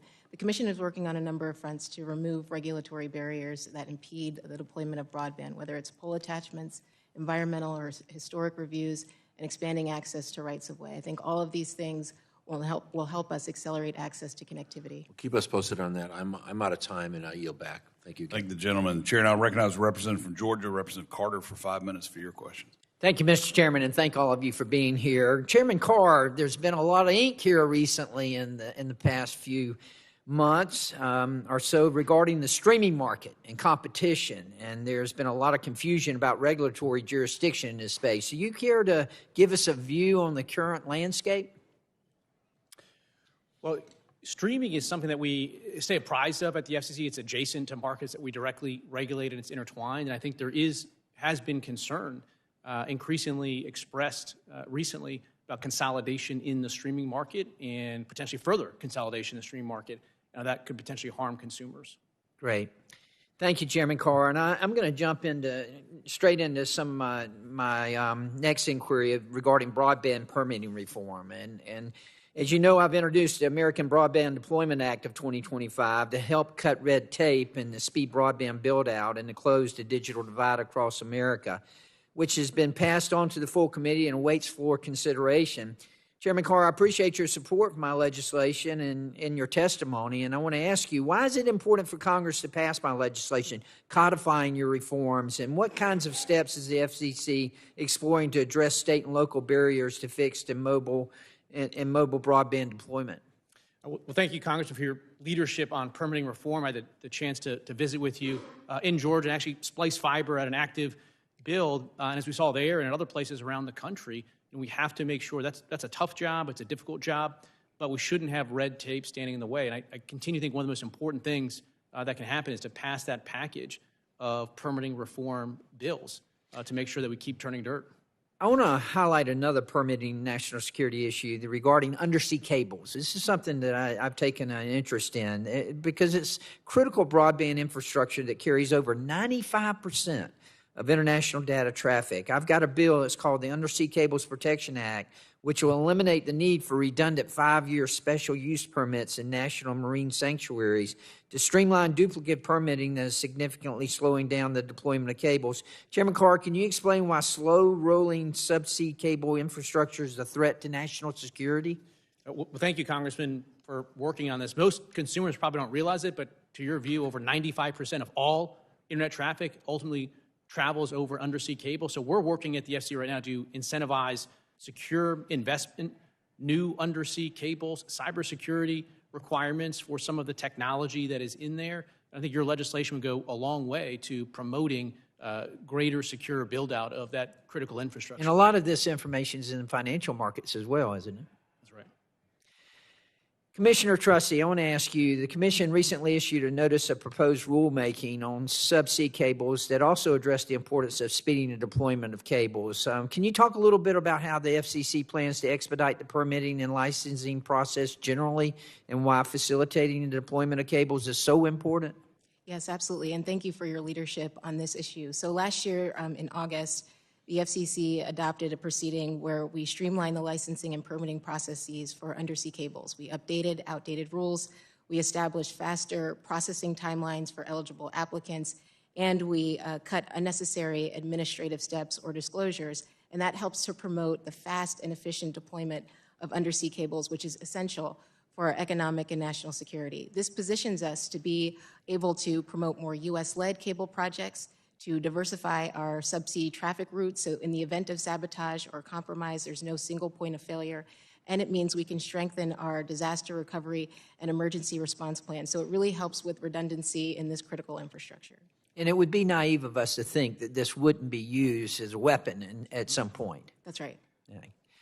Well, thank you, Chairman Carr and Commissioner Trusty. I'm going to do the chairman a favor and give him back about almost a minute. I yield back. I appreciate that. The chair now recognizes the gentleman from California, Mr. Ruiz, for 5 minutes to ask your questions. Thank you, Mr. Chairman. Look, I want to begin by addressing the troublesome direction Chairman Carr has taken the FCC. He is a tool of President Trump's Project 2025 agenda to suppress freedom of speech and those who criticize Trump, and to forcefully favor Trump's billionaire friends and supporters in order to control the content. 1, publicly criticizing Jimmy Kimmel Live over their content criticizing Trump, leading ABC and some affiliates to pull the show out of fear of a Department of Justice lawsuit and threats of pulling their license. 2, reopen complaints against ABC, CBS, and NBC affiliates for alleged quote-unquote news distortion, while ignoring similar complaints against other networks that support President Trump. 3, linked investigations to license reviews and looked into platforms like YouTube and Comcast, NBC Universal, sending a message that what companies say or do could be closely watched, overly scrutinized by the FCC. And finally, 4, overseeing and facilitating media consolidation, specifically the proposed Nexstar-Tegna merger, which is owned by one of Trump's besties and supporters, and would give one company unprecedented reach to over 80% of households in America, controlling the content, threatening competition, weakening local journalism, and driving up costs for consumers. The Trump administration does not care about everyday Americans. They care about power, about control, and their billionaire friends. They care about making the rich richer and pushing their own agendas to suppress criticism of Trump and limit what Americans see on TV, to control the message and push his propaganda. That is not America, and that shouldn't be happening in America. Americans deserve an FCC that protects free expression and ensures all communities have access to diverse content. Commissioner Gomez, what concerns do you have on the Nexstar-Tegna merger and Chairman Carr raising the national audience cap from 39 to 54.5% illegally on a special deal to benefit Trump's friends? Thank you for that question, Congressman. What we fundamentally want is we want local communities to get information about their local communities. And what happens when we have too much consolidation by these national corporations that own these local broadcasters is we lose the diversity of voices and we lose that local news content that we have. Couple that with the defunding of public media, and we are also losing even more voices in our local communities. Now, the 39% ownership cap is in the statute. I don't think we can waive it. I think it would take an act of Congress in order to allow us to be able to grant a transaction of this size because of the fact that not only is the 39% cap in the statute, it's also we were forbidden from forbearing from that cap. Thank you. Thank you. The Trump administration has failed to ease the financial burden on everyday Americans. Their actions have raised costs. Specifically, they have posed several federal initiatives, including the Broadband Equity Access and Deployment Program, state broadband price regulation, and the Universal Service Fund, all of which would raise costs. One of these programs, the USF, is crucial for ensuring that communities in the Coachella, San Jacinto, and Imperial Valleys have access to reliable and affordable broadband and telephone services. Through programs like Lifeline, USF provides direct discounts to low-income households, helping students, agricultural workers, and families stay connected while also supporting broadband deployment in rural and underserved areas where service would otherwise be too costly. USF alone helps expand essential services and promotes more affordable and competitive broadband options for residents. Commissioner Trusty, in your confirmation, you highlighted your commitment to, quote, considering adjustments to USF programs to better target resources to underserved communities. Do you still maintain that commitment? Yes, I do. Thank you.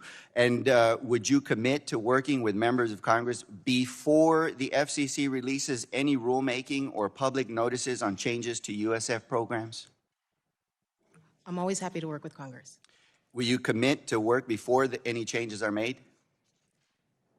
I'm always happy to commit to work to Congress. I'll take that as yes, and I'm going to take your word for it. I'm always happy to work with Congress. Without these programs, households face barriers to education, telehealth, and emergency communications, leaving them disconnected from opportunities in civic life. We cannot discuss fairness and media oversight without addressing the systemic barriers that leave communities behind. And I'm tired of seeing time and time again how the Trump administration hurts Americans and make their everyday life more costly. It is time to hold them accountable. Thank you, and I yield back. Thank the gentleman. The chair now recognizes the gentleman from South Carolina, Representative Fry, for 5 minutes to ask your questions.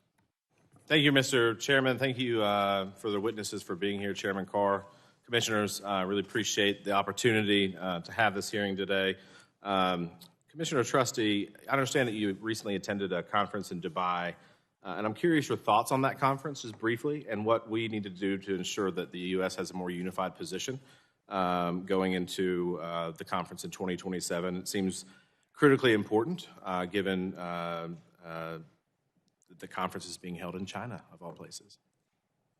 Yes, thank you so much for the question. So as you know, the WRC 23 was held in Dubai, and the unfortunate issue for the United States was that we didn't have auction authority, we didn't have a long-term spectrum pipeline, and we didn't have a unified strategy. And so we were sidelined from very important discussions, which meant that we couldn't emerge from that conference with wins. Now, thanks to leadership from members of this subcommittee, we have auction authority, we have a long-term spectrum pipeline, and I think that gives us a foundation to develop a unified strategy where we can focus on key U.S. interests, working with our international allies in advance of WRC 27 to emerge from this conference with wins. Thank you for that. Obviously, during the first Trump administration, they unlocked additional 6 gigahertz of bandwidth. In 2020, when the first Trump administration made that available, nearly 70 countries followed our lead. Now China is trying to undermine those efforts in Europe, and we're hearing good things, obviously, now out of the Trump administration defending that abroad. But have you talked? You've talked about the importance of Wi-Fi to the American innovation. Can you explain why it's pivotal that America lead on Wi-Fi? Absolutely. So as I mentioned a little bit earlier, I've been a proponent of an all-of-the-above approach to spectrum policy where we are accommodating a variety of users, use cases, and technologies. When you look at things like CBRS, the United States has long been a leader in innovative uses of spectrum, and CBRS is a model for that. It accommodates the military, transportation, logistics, tracking, schools, hospitals, and much more. And so my job at the FCC is to ensure spectrum is being put to its highest and best use, but given all of the use cases, I think it emphasizes the meaningful benefit of CBRS and unlicensed spectrum. Thank you so much for that. Commissioner Gomez, I appreciated your comments earlier about, I think, that maybe the mission, in your opinion, of the FCC has shifted, that you're not supposed to police speech, that you're drifting from the mission. Those are some of the comments that I think you made. But I'm curious, in 2023, Senate Majority Leader and House Minority Leader Hakeem Jeffries sent a letter to Fox News regarding their coverage of the 2020 election, pressuring private news outlets owners to order specific shows and hosts to change their political coverage and issue compelled on-air statements solely because they disagreed with that coverage. Although you were not on the commission at the time, based on your opening statements, do you condemn those attempts by Democrats to censor free speech and journalism? The First Amendment prohibits government interference in free speech. And so, in my view, the FCC should not be engaged in any activities that lead to either policing bias or pressuring newsrooms into how to report the news. So we should not be regulating content. So it would be fair to say that you would disagree with Chuck Schumer and Hakeem Jeffries' letter to Fox News? I think that to the extent any actions to pressure news by the government has led to the abuses that you are seeing under this administration, we should reconsider it. Thank you for that. I'm glad to hear you that you disagree with that. Would you also, in 2023, progressive activists petitioned the FCC to deny the renewal of a WTXF TV's broadcast license, Fox 29 out of Philadelphia, arguing that Fox News 2020 election coverage rendered the licensee unfit for the public interest and character standards. The FCC issued a public notice, treated the matter as a permit but disclosed proceeding, and formally invited public comment on whether Fox 29 license should be renewed. It was only after the 2024 election that the Commission dismissed the petition and renewed that license. Commissioner Gomez, during that period when the petition was pending and the FCC was actively taking comments on whether Fox 29's license should be renewed based on coverage, did you issue any public statement condemning the use of the public interest and character standards to attack the station's license over election-related speech? I'm so glad you raised the issue of the Fox petition to deny by an outside party, because it gives me the opportunity to talk to you about what is different today. That was a petition to deny a license renewal, and it was treated like other petitions to renew licenses. In this case, what we are seeing is the FCC using complaints by a partisan group in order to police content and in order to harass and in order to affect how these stations are actually giving us the news. And that is light years different. What you didn't see under the last administration was the last administration investigating news outlets for the content of their broadcasts. You didn't see them using the public comment cycle in order to ask them, did a station violate any FCC rules? That is not what we do. No, they just did that directly. Gentleman's time has They just did that directly from Gentleman's the White time House. has expired. To say that they did not engage in The such... gentleman's time has expired. I gave a lot of extra time for the witness to answer, but we will now recognize the representative from Michigan, Representative Dingell, for 5 minutes for her questions. Thank you, Mr. Chair, and thank you to the commissioners for being here today. This committee has a very serious responsibility to conduct oversight of the FCC. And while we made a lot of progress under the last administration, I'm deeply concerned that under this administration that the FCC is moving in the wrong direction. I'm going to associate myself with the previous comments by my Democratic colleagues and move to some areas that I'm very deeply concerned about that are impacting people's lives.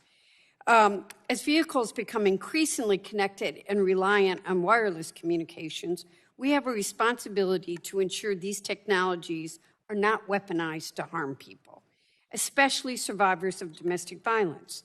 Survivors have reported that their abusers have used connected vehicle services to track their movements, stalk them in real time, or remotely disable their vehicles. Yet, today, there is no clear, consistent, or confidential process for survivors to cut off an abuser's access to their vehicle services.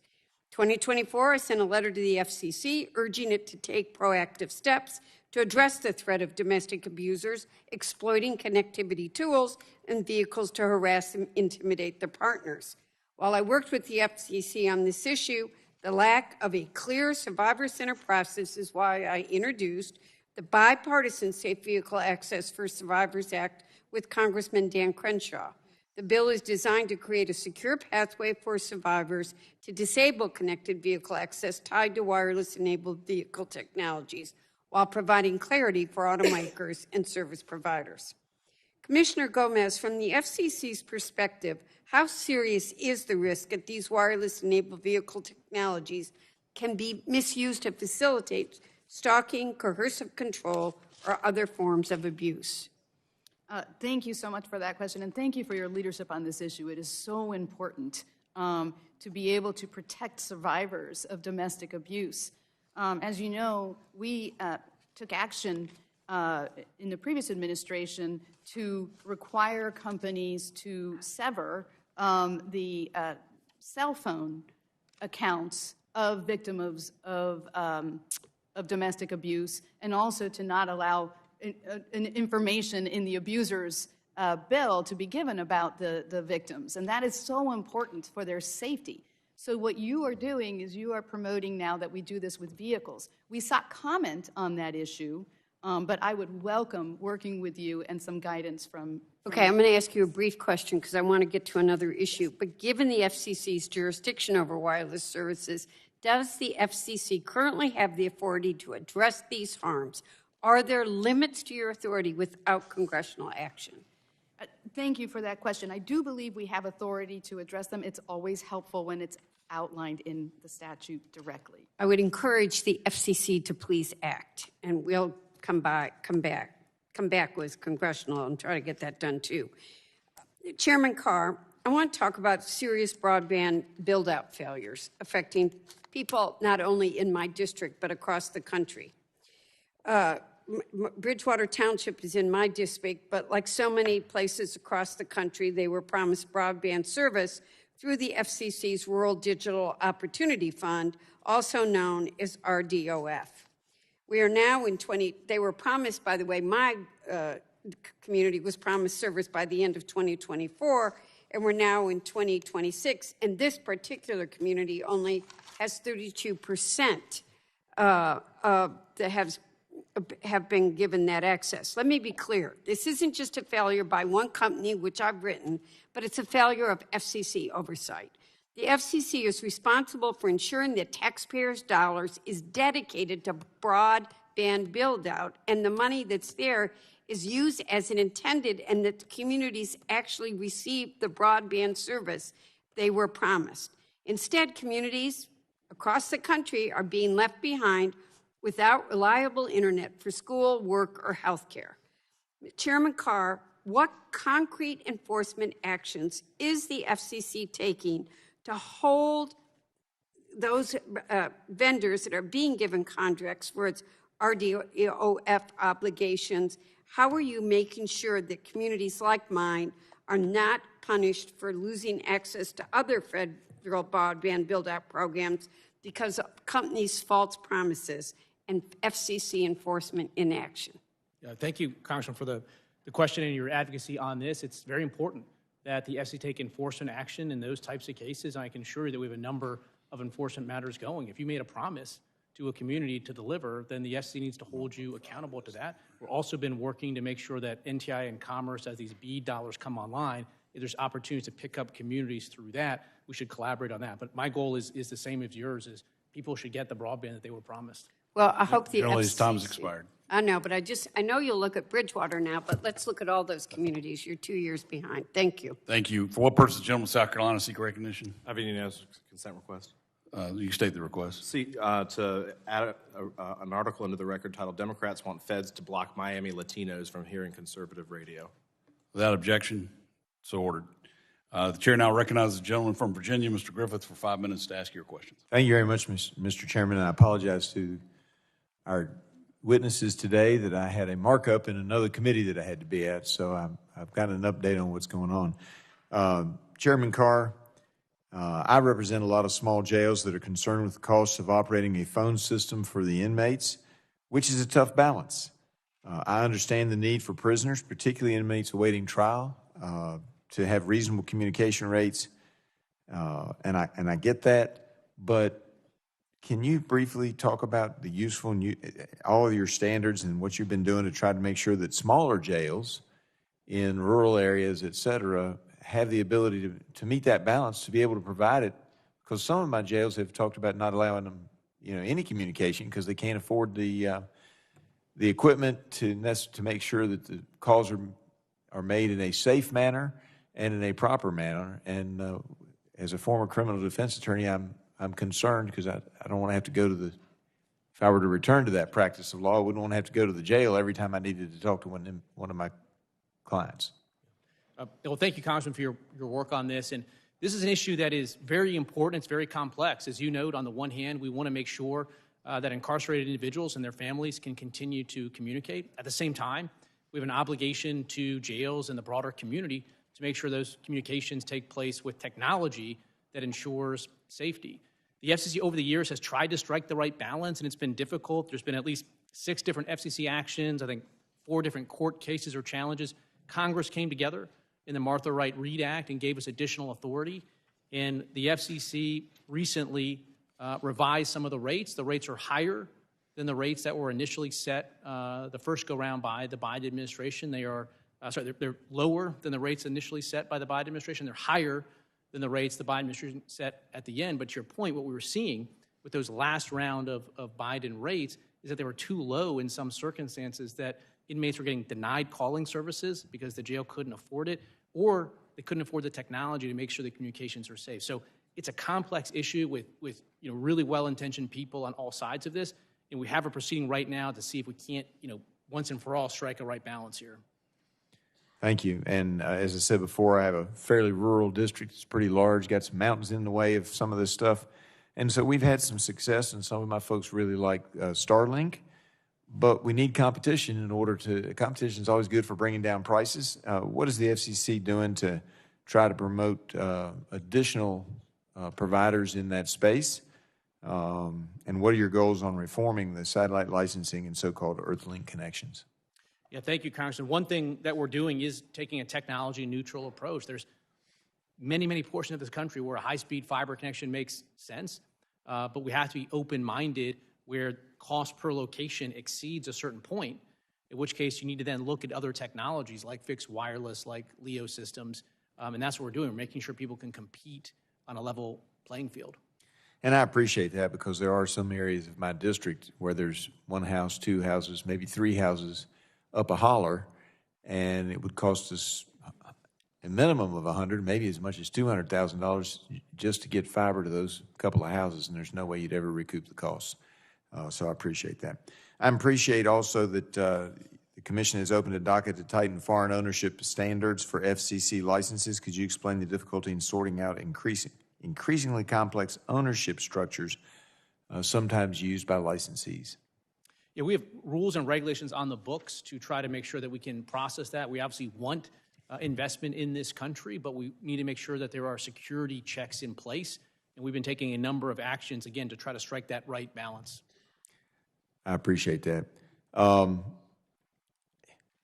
I will tell you, my team thought we ought to have a little bit of fun, so I was requested to ask, and I have some questions we have to put for the record, but you don't have enough time to answer them with what I have left. But I was requested to ask, which one was your favorite in eliminating FCC regulations? Did you prefer or have more fun eliminating regulations on phone booths or telegraph lines?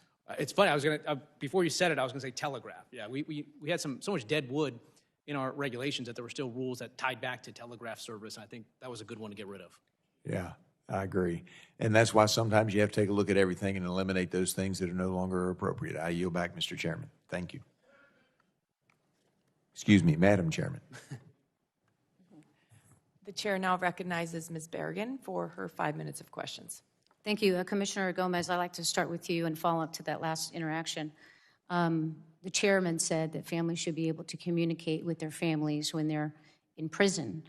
Wasn't there an effort to raise cost or the caps for prisoners to be able to make calls to their families to make it, which could lead to them costing more, making it more expensive to communicate with family?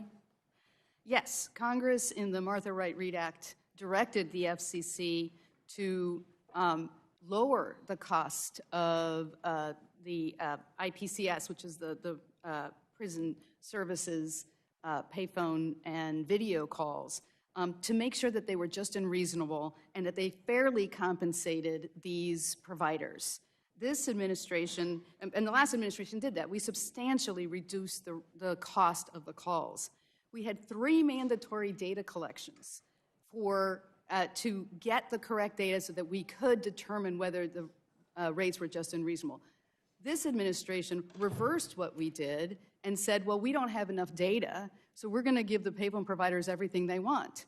And the problem with that is what the payphone providers are doing is they are providing to these prisons and jails services that are not related to the cost of making those calls. We're forcing families of incarcerated people to pay to provide search warrant processing, to transcribe, convert into digital format, to support litigation and investigations, to aid in investigations, and to provide for skilled investigators. That has nothing to do with the making of these calls, but this administration decided that they would provide that because we don't have enough data after 3 mandatory data collections.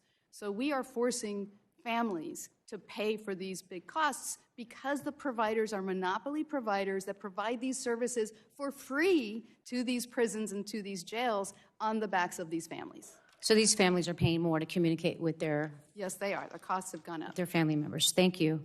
Commissioner Carr, you have said that you think the agency should focus on information that consumers want and need. Is that accurate? Yes.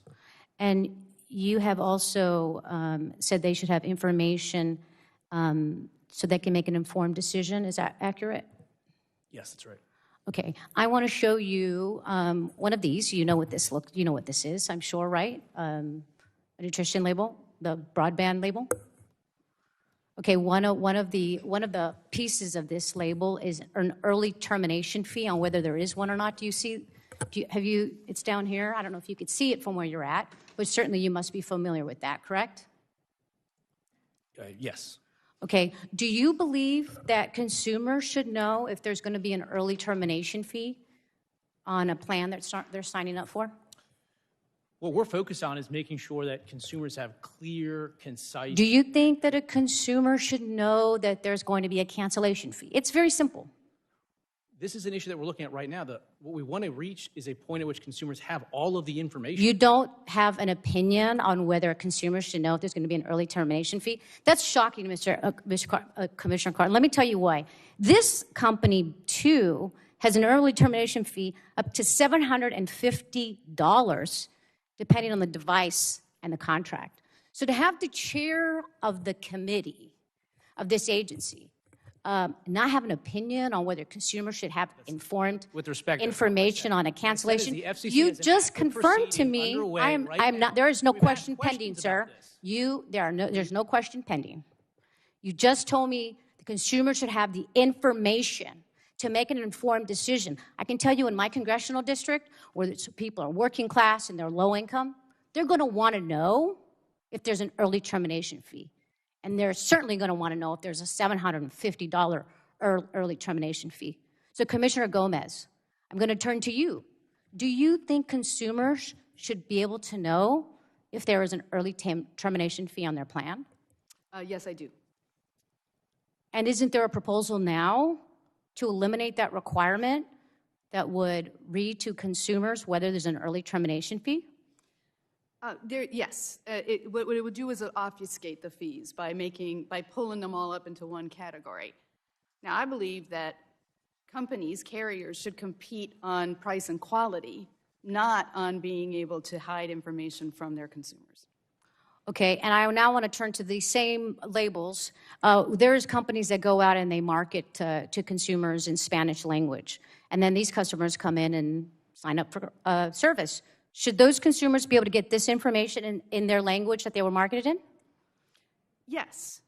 The proposal that the FCC has just adopted would eliminate that requirement, even though the companies are marketing in another language. Great, thank you. I agree that I think consumers should know this. I would like to enter into the record this article, October 10th, 2022, from The Verge. It's titled, Brendan Carr wants to let internet providers charge hidden fees again. Thank you. I yield back. So ordered. All right, the chair recognizes Representative Kamek for her 5 minutes of questions. Thank you, Madam Chairwoman, and thank you to our witnesses. Commissioner Carr, great to see you again. You could hardly get a word in edgewise a minute ago, so would you like to take 30, 45 seconds or so to respond to the representative's accusations, we'll say? Well, look, as a general matter, I'll say this. There's a lot of discussion here about prices and affordability, but thanks to President Trump, that's changing. Since January 2025 alone, prices for wireless plans are down over 4%. They're down over 7% from Biden-era highs. Prices for smartphones are down 9%, and speeds are up. So prices are down, speeds are up, and competition is intensifying. With respect to broadband labels, if you look at the chart that was held up, it's very confusing. And that's the point that we're looking at, is how do we get the information that consumers want, whether it's ETF or other information, so that they can find it and see it accurately and quickly. Let's separate the wheat from the chaff, and that's what that proceeding is about. Absolutely, and we've seen an immense amount of deregulation, which is good for consumers because it helps foster that competition. I know you have spoken to me about the REINS Act and the work that is being done there. Talking about REINS Act being the largest regulatory reform effort in American history, what would the passage and adoption of that bill, which would require Congress to have an up or down vote on any major rule or regulation that has an industry impact of $100 million, what kind of impact would that have at your agency? I think it's important, again, as we just talked about, we did a sweep through all rules and regulations on the FCC's books. We've eliminated over 1,000 rules or regulations or teed them up for removal. We have over 2,000 inactive proceedings. Again, you think about one agency, the FCC, it's actually a relatively small agency, and you spread that out across the federal government. So some mechanism to make sure that needless regulations aren't getting on the books and staying on the books would really help unlock further economic growth for the country. And I just want to repeat that again for folks watching back home. You guys took over 1,000 regulations off the books, and prices are coming down. It's almost like the smaller government gets, the better it gets for people across America, right? Right. Okay, I love that. Well, another issue that you and I have talked about, and I know everyone can really understand, is the issue of robocalls and scam texts. I must get half a dozen or a dozen a day, and it makes you want to throw your phone across the room. Talk to me about the work that the agency is doing to stop the scam texts and the fraud that's taking place there, and what authorities or additional authorities your agency would need in order for us to crack down on these robocalls and these scam texts. This is an issue that across the Trump administration and really every administration we've had, there's been a lot of work to crack down on illegal robocalls. Right now, we're coordinating across the federal level, whether it's the FCC, FTC, we're working with state attorney generals as well. And again, we are tackling this issue at every single portion of the life cycle of the call. We're looking at things like know your customer. So if you're going to onboard a business to allow them to place calls to U.S. subscribers, we're pushing to make sure those telephone companies know much more about those businesses, both so that they're legit, and if there's an issue, we can then track it back. So I think Congress could potentially legislate more on the KYC know your customer rules to strengthen those even further. But there's some room for the FCC to push, and we're going to do that. Well, and I know so many of these robocalls and some of these scam texts originate from overseas. We've really graduated from the Nigerian prince who just needs $5,000 and then he'll, make you a millionaire. We've really graduated the scams, right? Talk to me about your coordination efforts with your counterparts overseas and what we need to do here in Congress to strengthen that. Well, one idea that we are pursuing at the FCC is the idea that if you get a call on your phone from abroad, it shouldn't necessarily, in my view, display a U.S.-based area code, because that could mislead someone to think that this is a call originating in the U.S. So if you're a company and you want to have a call center overseas, at least be truthful and honest with your customers. So we're looking at that. We're looking at potentially doing standards for call centers to make sure that foreign call centers are compliant with our customer service regulations. And so there's a lot of efforts we're taking on that front. I love it. So again, for folks watching back home, the Trump administration under your leadership is tackling robocalls and scam texts. That's something every American can get behind. I love that. So I want to, in my last 30 seconds, talk about the letter that Chairman Hudson sent talking about broadcast ownership caps. Now, there's some debate about whether or not the FCC has the authority to do this on their own or not, and I'd like to get your thoughts in the final 20 seconds that I have on the clock. Well, on the authority, this question has been brought up to the D.C. Circuit already, and the D.C. Circuit said that 39% is the starting point for the FCC's analysis. So I don't think the legal authority issues are that compelling, but we're still looking at it to see if the FCC wants to change its position on that. And again, I think we're still open-minded, but again, we're cognizant of this idea that you've got licensed local broadcasters, and I know I'm out of time, but I think as a Congress, it's important that we figure out, do we want investment in local news? Because right now, you've got Comcast and Disney that are programming almost 100% of the content that Americans are seeing. And how do we incentivize the local TV stations to continue to generate their own local news and information? Absolutely. We're not in the business of supporting monopolies. So I appreciate that. And with that, my time has expired. Thank you to all our witnesses for being with us. I yield. Thank you. The gentlelady yields. The chair recognizes Representative Landsman for his 5 minutes of questions. Thank you, Madam Chair, and thank you to the ranking member, FCC leadership for being here. I want to focus on three big things. The first has to do with corporate consolidation and costs. The second has to do with corruption and what tends to be, or oftentimes you find behind the consolidation of these companies. And the third is the overall issue of independence and the impact it has on the American people. When you all continue, or Mr. Carr, continue to approve the acquisitions of these big companies, which is the direction that I'm seeing the FCC take at the moment, we will see higher costs, right? I mean, when somebody controls the market, they increase costs on consumers, so cable costs go up, streaming fees, subscription fees, and the corruption piece is what obviously worries so many of us as we're seeing this play out. I'm going to just focus on David and Larry Ellison. David is the CEO now of Skydance Paramount, or Paramount Skydance, whatever it is. But Skydance was going after Paramount and CBS. In the midst of all of this, $16 million goes to Trump to settle this legal issue. $20 million goes to Trump for free ads. He gets all these editorial concessions. Larry, David's father, runs Oracle. Oracle is the OG of all of this. So in Trump's first term, Larry and David give a ton of money to Trump. And Larry gets a no-bid contract at the VA with Oracle. It's been an absolute disaster. And we have been trying to figure out how to fix it, spending tens of billions of dollars to try to deal with Oracle having been the wrong vendor. So the question I have, as you're the sort of traffic cop trying to figure this out and make sure that there isn't corruption, as you're looking at the deal now with David trying to go after Warner Brothers, how much, and this is just David and Larry Ellison, how much have David and Larry Ellison given to the Trump coin, Mr. Carr? I don't know the answer to that. Okay. How much money have they given to Trump businesses? Just Larry and David Ellison. I'm not sure why I would know that information. Last one, Mega, the MAGA Inc., the big, super PAC. Do you know how much money they've given? No, sir. So the reason you should know, and the reason the American people should know, is because ultimately you're going to weigh in on these acquisitions, and there's going to be questions about whether or not there's corruption behind these corporate mergers. So it's really important for us to know how much these people are giving to the president. On the issue of independence, the concern is, and Ms. Gomez, just very briefly, what is the impact to the American people when we don't have an independent FCC? Just how does it hurt them?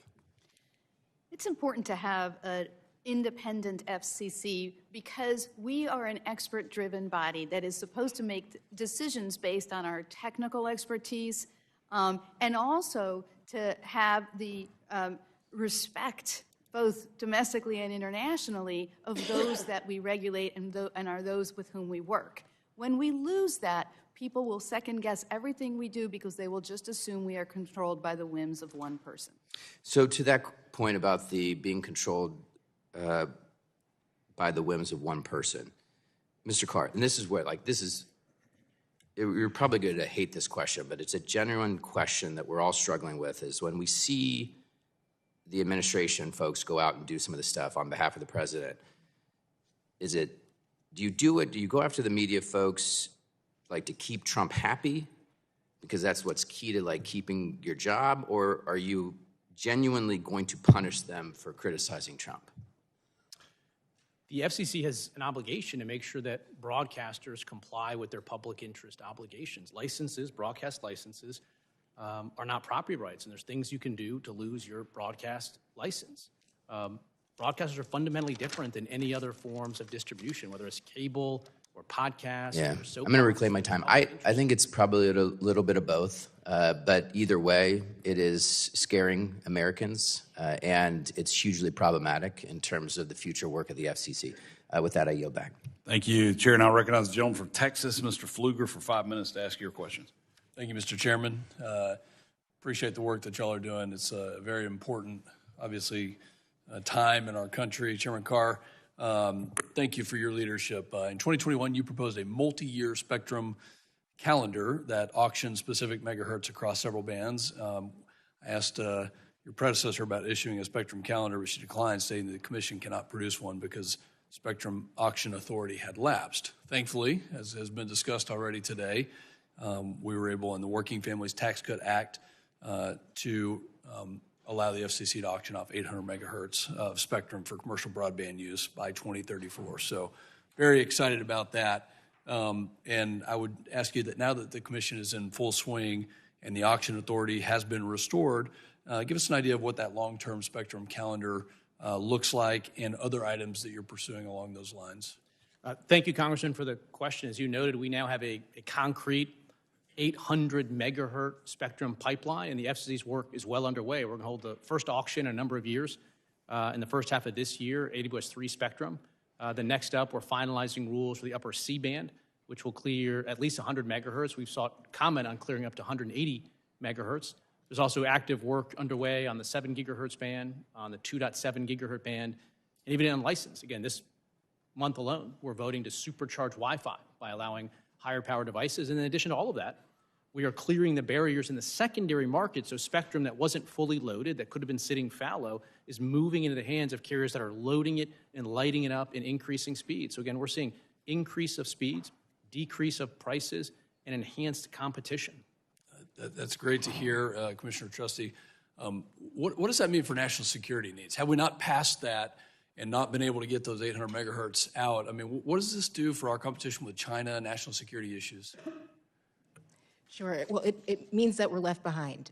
Now that we have auction authority and a long-term spectrum pipeline, we can meet the growing demands of wireless services, public safety, national security, and emerging technologies, and we can fully participate in the WRC 27, which is absolutely critical to promoting American values, our economic competitiveness, and national security by having a foundation to develop a unified strategy and so on. So I really appreciate the leadership of the subcommittee.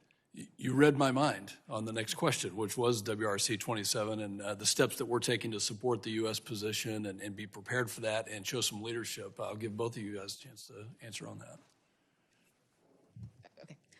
Sure. So I think this is really important, and I think the focus should be on aligning public and private sector interests. We also should be engaged in pre-WRC coordination with our international allies so that we can harmonize our preferred standards and technologies. And I think we need to work with Congress to ensure that we have the resources to support our technical and diplomatic representation needs. As you know, the WRC 27 is in Shanghai, China, which creates some unique security challenges for us. The State Department is taking the lead, working with the ITU and with Commission staff and NTIA to resolve those challenges. But again, we need to be fully engaged in this conference so that we can win when it comes to our economic and national security. That's fantastic. Chairman Carr, let me pivot just a little bit. I want to kind of talk about the public interest and the responsibility that you all have as commissioners to protect the public interest, and just give you some time to explain what that means to our country for the licenses that you hand out, especially broadcast licenses. Thank you, Congressman. So broadcasters are unique among all other distributors of information or even data. They have a license given them by the federal government. That necessarily means the government has excluded other voices that might have wanted to use those airwaves. And so they have an obligation to stand not just in their own shoes, but in the shoes of their entire community of license. And that means they have to operate differently than a cable channel or a podcast or social media. And what's been interesting to me is that on the Democrat side, there's a lot of simply projection and distortion. If you go back to the Biden years, there was actual weaponization of the FCC and communications policy. As we noted, there was members of this committee that wrote letters to cable companies to pressure them to drop conservative channels simply because they were viewed, in their words, as right-wing media outlets. You had Democrats in Congress write letter to the FCC asking it to investigate the news activities of Sinclair broadcaster because they disagreed with the views of Sinclair. They viewed that they were right-wing, and there's been discussions about nothing negative happened. After that letter, there were 227 routine Sinclair licenses that came up for renewal or were pending during the Biden years, and all but one of those, so 226, were not renewed by the FCC. That was unprecedented. It had never happened before. So Democrats put pressure, and it engendered results. What we're doing is applying the public interest standard in an even-handed way, and for people that benefited from the weaponization during the Biden years, that may feel like discrimination, but it doesn't make it so. Gentleman's time's expired. Yield back. Chair now recognizes the gentlelady from Florida, Ms. Castor, for 5 minutes to ask your questions. Thank you, Mr. Chairman, and welcome to our FCC commissioners. The FCC plays a very important role to ensure communication services and Wi-Fi is affordable for American families and available. Commissioner Gomez, the takeaway from your testimony, if I can summarize it, is now the Commission is spending less time on consumer needs and has diverted its attention to powerful special interests. It does appear, and I share your concern, that the FCC has taken a tact that will make life more expensive for American families at a time when they are being crushed by the rising cost of living. And one example of this is what the FCC has done to make it harder and more expensive for students to access the Wi-Fi they need under E-rate that provides affordable Wi-Fi to students in K through 12, schools and to libraries and to families. This is so important to bridge the digital divide. I mean, all of us here, you'd scoff at the availability of Wi-Fi because it's ubiquitous for folks who can afford it, but there are so many students and families that can't afford Wi-Fi right now. You oppose the ripping away of those E-rate dollars for certain students. Why? That is correct. We need to make sure that broadband is accessible to everyone, and part of that is ensuring that it is affordable. And there are a lot of families for whom it is not affordable to have broadband access. So we had the Affordable Connectivity Program, which was the most successful nationwide program to ensure affordability, but sadly we ran out of funds for that. So the next action that the FCC takes under this administration is to rip away the hotspots and the Wi-Fi on school buses for students, and the hotspots are also handed out by libraries. And these are often the only means that people have to access the most important communications medium of the 21st century, and that is broadband. They need that in order to be digitally literate so they can participate in the artificial intelligence economy as well. And they need it in order to apply for jobs, in order for students to do their homework, in order for seniors to get their health care appointments. Everything is online. We need access for everyone. And rather than focus on lowering costs for Americans, it is very concerning that the FCC chair is using the regulatory power to stifle criticism of the president and change news coverage to please the president. Beyond heavy-handed, it's dangerous and wrong. Going back to the Skydance acquisition of Paramount and CBS, Chairman Carr blatantly acted to enrich the president and to boost him. After months of regulatory delay, FCC approved the acquisition just days after Paramount agreed to pay $16 million to settle the president's meritless lawsuit attacking standard editorial edits at 60 Minutes.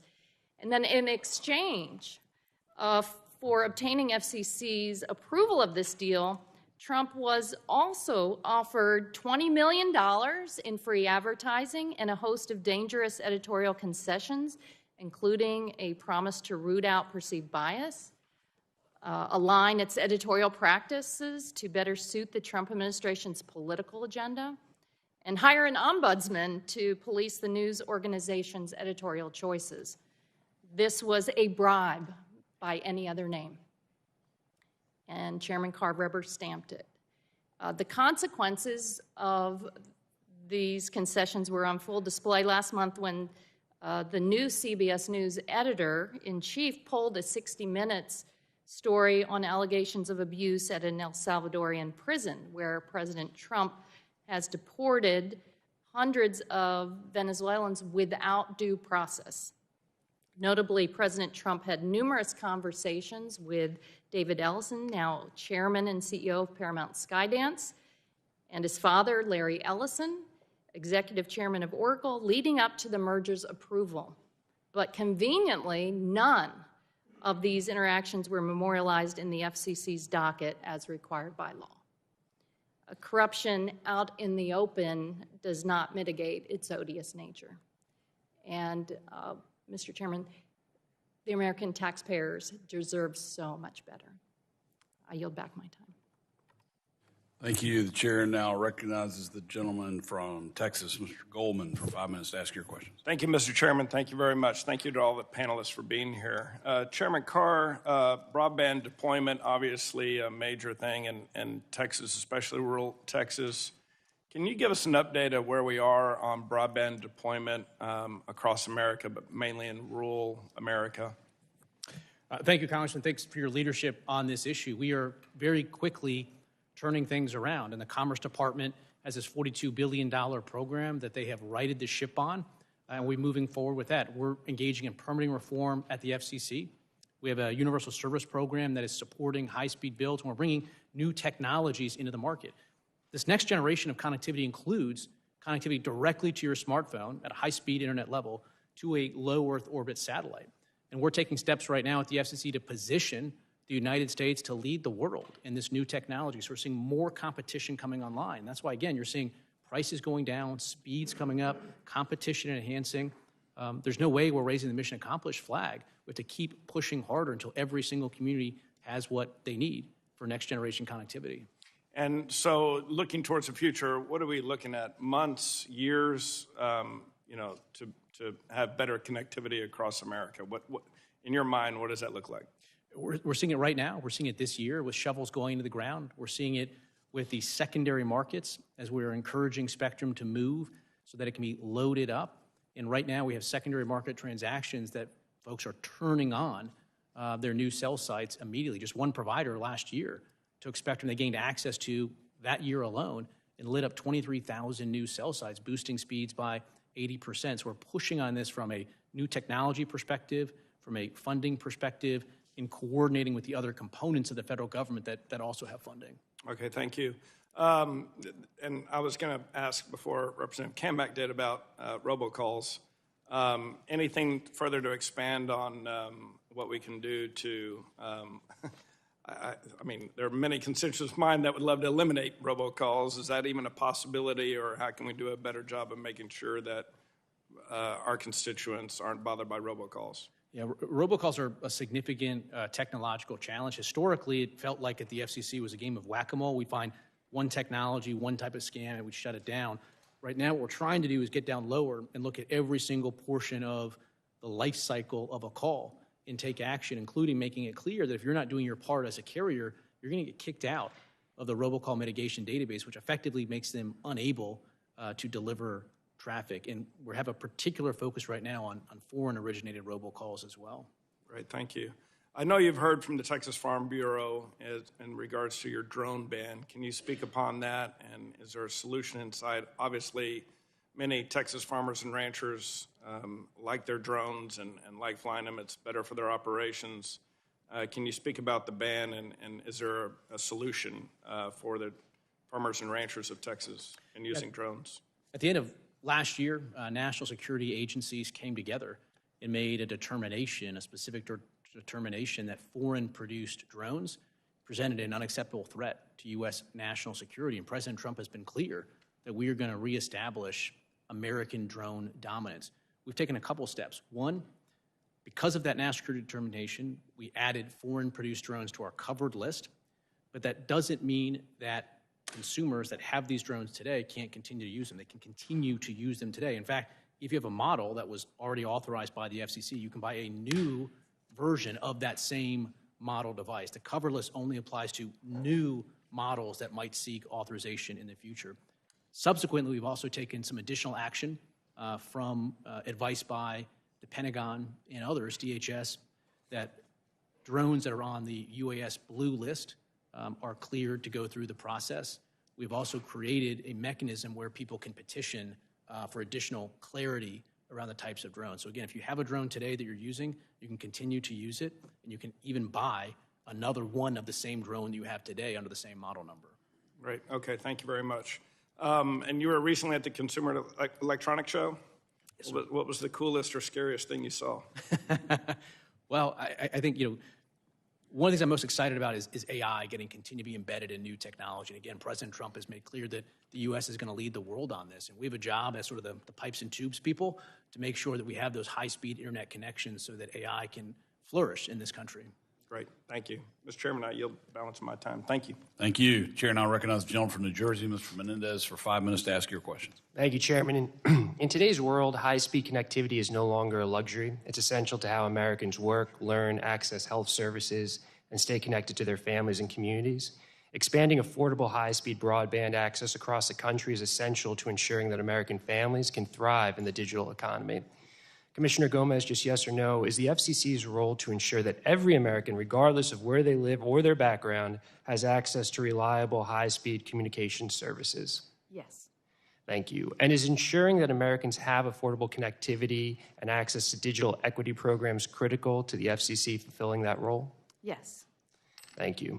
Before President Trump appointed Chairman Carr head of the commission, the FCC made real strides in expanding broadband access. Since then, many of those critical efforts have been stopped or been rolled back.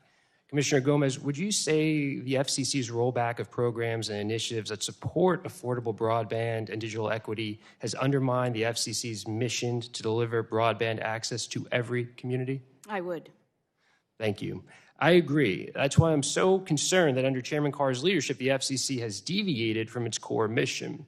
Further, since President Trump took office, we've seen the FCC's independence weakened. Chairman Carr, you authored the FCC section of Project 2025, in which you state on page 845, the FCC is an independent regulatory agency. Is that correct?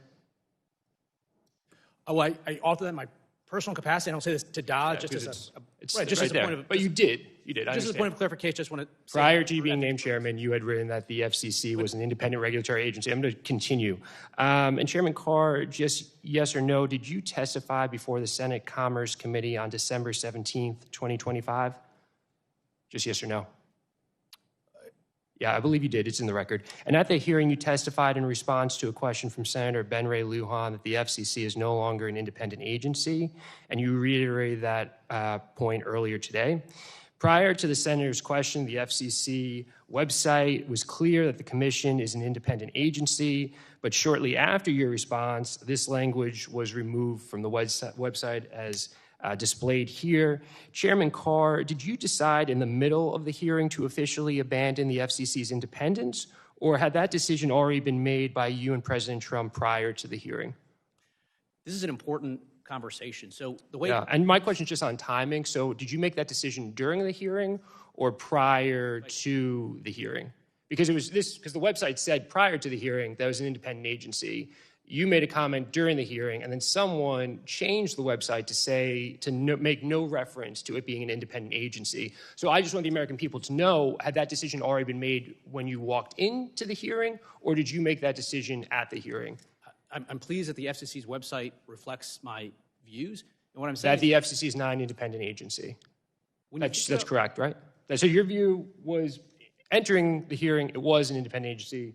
During the hearing, no longer an independent agency. So that's your view that it's not an independent agency. That's not correct. The independence is determined by a number of factors. It's multi-members, it's term of years, but the main key piece is, can a commissioner be removed by the president for no reason or any reason at all? And historically, the view had been that courts would read into the Communications Act for cause removal protection that wasn't in the statute. Okay, so let's just now let's just talk about the independence, right? So I understand what you're trying to make a case for what independence has historically made, but you no longer clearly want to say that it's an independent agency and just be upfront about it, as you did in Project 2025, as you did on the website entering that hearing. So it's just a question of, were you misleading the American people because a decision had been made, or it was something that you had previously discussed with Trump? On the issue of independence, you talk about broadcasters' public interest standard, and we've listed a number of instances where the FCC has gone after broadcasters. Can you tell the committee what investigations or actions the FCC has taken for coverage of Democrats that the FCC has disagreed with? Because there's been a number of things for President Trump, but what have you done that the FCC has thought was in violation of the public interest standard as it relates to coverage of Democrats? The FCC right now has investigations into NPR, PBS, CBS. Regarding their coverage of Democrats? Regarding their coverage of Democrats. That's the question. Not the number of investigations. Regarding the coverage of Democrats, are there specific investigations specifically to the coverage of Democrats? Because there's a number of for Republicans and Trump. What are you doing with respect to the coverage of Democrats that shows that it's fair, balanced, and you're not picking winners and losers? Just tell me what you're doing. We don't have investigations that are targeting Republicans or Democrats. We have investigations. No, but you've been clear about this. I mean, you've been lauded by the president for going after people who disagree with the president's policies or who articulate positions that differ from the president's policies. I'm just wondering, to show that you're balanced, what are you doing to show the American people that you continue to be an independent agency by going after agencies, broadcasters in a fair and balanced way? We know you're not, and that's why I'm glad that you're here, but we need to have more of these conversations. I yield. Gentlemen's time has expired. If the chairman would like to respond, I'll give you a few seconds. I would say we have a range of different investigations that are underway right now. We're enforcing the public interest standard, and that's the work that we're doing. Thank you. The chair now recognizes the gentlelady from North Dakota, Representative Fedorchak, for 5 minutes to ask your questions. Thank you, Mr. Chairman. I first want to step back and talk a little bit about the great work that's being done in combination with the President, your agency, and Congress. For the first time in 4 years, we're having spectrum auctions. That was completely ignored by the last administration at the peril of our country in very serious races against China on some of these technology fronts. Unleashing BEAD funding to help connect America to broadband. Deregulation, driving down costs, 1,000 regulations eliminated by your work alone. Modernizing satellite regulations, and protecting vital submarine cables. Those are just a few of the great things that are already being done, and it's only been a year. So thank you for your leadership. Thank you for delivering on many of the tools that Congress passed and gave you in the One Big Beautiful Bill. It's going to make a real difference to everyday Americans. With that, I want to pivot a little bit to a couple issues that are really important to my state. Universal service funding. Chairman Carr, North Dakota has been a leader in using universal service funding to help connect our state. We have one of the largest rural state broadband deployments of any place in the country. So for anybody looking to do that great work. North Dakota is a model and how it can be done. But moving forward, there's still a lot of uncertainty in the long-term plan for securing universal service, the Universal Service Fund. How should we be thinking about this, and what should Congress be doing? What sort of recommendations do you have? Well, thank you, Congresswoman, and thanks for your leadership. I had the chance to visit North Dakota and see the great progress that's being made there, and obviously there's much more work we need to do. There's several actions we're taking on universal service. One is taking a look at our high-cost programs and how do we make sure that in this idea of a high-cost 2.0, what does the future of high-cost support look like? And we're going to be asking some questions about that. We're also looking at ways to make sure we bring new technologies online, including low Earth orbit satellites, freeing up spectrum, and permitting reform. I think all of those combined is why you see us finally turning things around, with prices coming down, with speeds going up, and with construction projects finally getting underway. How should we be working to stabilize the fund, though? The bicameral working group that the House and the Senate is involved in, I think can play a really constructive role. We talked in the Senate hearing at the end of last year about the FCC collaborating with that group, and I think we're going to start that process potentially as soon as this month to make sure that we're coordinated there. And the timeline on that, how urgent is it to get some certainty here in this long-term funding pool? Yeah, when you look at the life cycle of investments, particularly for rural broadband, it's over many, many years. And so we need to be able to step in and provide that long-term sustainability for these programs. Okay, very good. I want to pivot a little bit. You mentioned the low Earth satellites, low Earth orbit satellites. The University of North Dakota just last year launched its Rhodes satellite mission, which established a dedicated satellite operations training facility at the University of North Dakota. I'd like to see more of this type of work, particularly with regard to competing with China. So how should Congress think about the FCC's role in this space, in particular in relation to competition with China and around the LEO satellites, Earth stations, and ITU coordination? Well, China's made clear that they want to dominate when it comes to the delivery of next-gen services from space. They are predictably copying a lot of the technologies from U.S. providers. So one thing we have to do is go as fast as we can, so there's nothing holding back America's innovators from launching new satellites, next-generation satellites, and that's what we're doing. We're clearing out backlogs, and we're moving much faster. Are you working on the satellite licensing timelines as well? I've heard that that's a program that's often a source of delay. It's true. We're now working on a couple fronts. One, to eliminate whole categories of things that don't require either licenses or don't require certain types of lengthy coordinations. We're taking them out of the system, and we're moving to what we describe internally at the building as a much more assembly-like process, assembly line-like process, so that we give people clear parameters to shoot for with their applications, and they hit the mark, and it moves on, and get away from sort of a bespoke review process that slowed things down. We're seeing results. Again, this latest generation constellation that we approved, we went in about half the time as the prior one. Very good. Mr. Chairman, if you need more tools from Congress, we're here to help. So thank you for your work. Mr. Chairman, I yield the remainder of my time. Thank you. The chair now recognizes the gentleman from Louisiana, Mr. Carter, for 5 minutes to ask your questions. Thank you, Mr. Chairman and ranking members. Over the last year, the Federal Communication Commission, under Brendan Carr's leadership, has recklessly abandoned its core principle to operate as an independent agency. Instead, it has weaponized its power to bully news organizations and broadcasters that disagree with the president on his political agenda. That's unfortunate. I stand firmly against this misuse of federal power to suppress free speech and will fight to protect everyone's First Amendment rights. Mr. Carr, at one point it appeared that you appreciated the First Amendment. At one point, it appears that you recognize its value. Somewhere along the line, you appear to have lost your compass. That's unfortunate, because the American people deserve better. The American people deserve freedom of speech that allows expression without fear of retribution. That is not the America that we should have. We have a rule of law. We have a constitution. We have those protections, and unfortunately, sir, you have failed in the regard of protecting those rights. So I'm going to pivot because I really don't have time for filibuster, and we have a need for questions to be answered.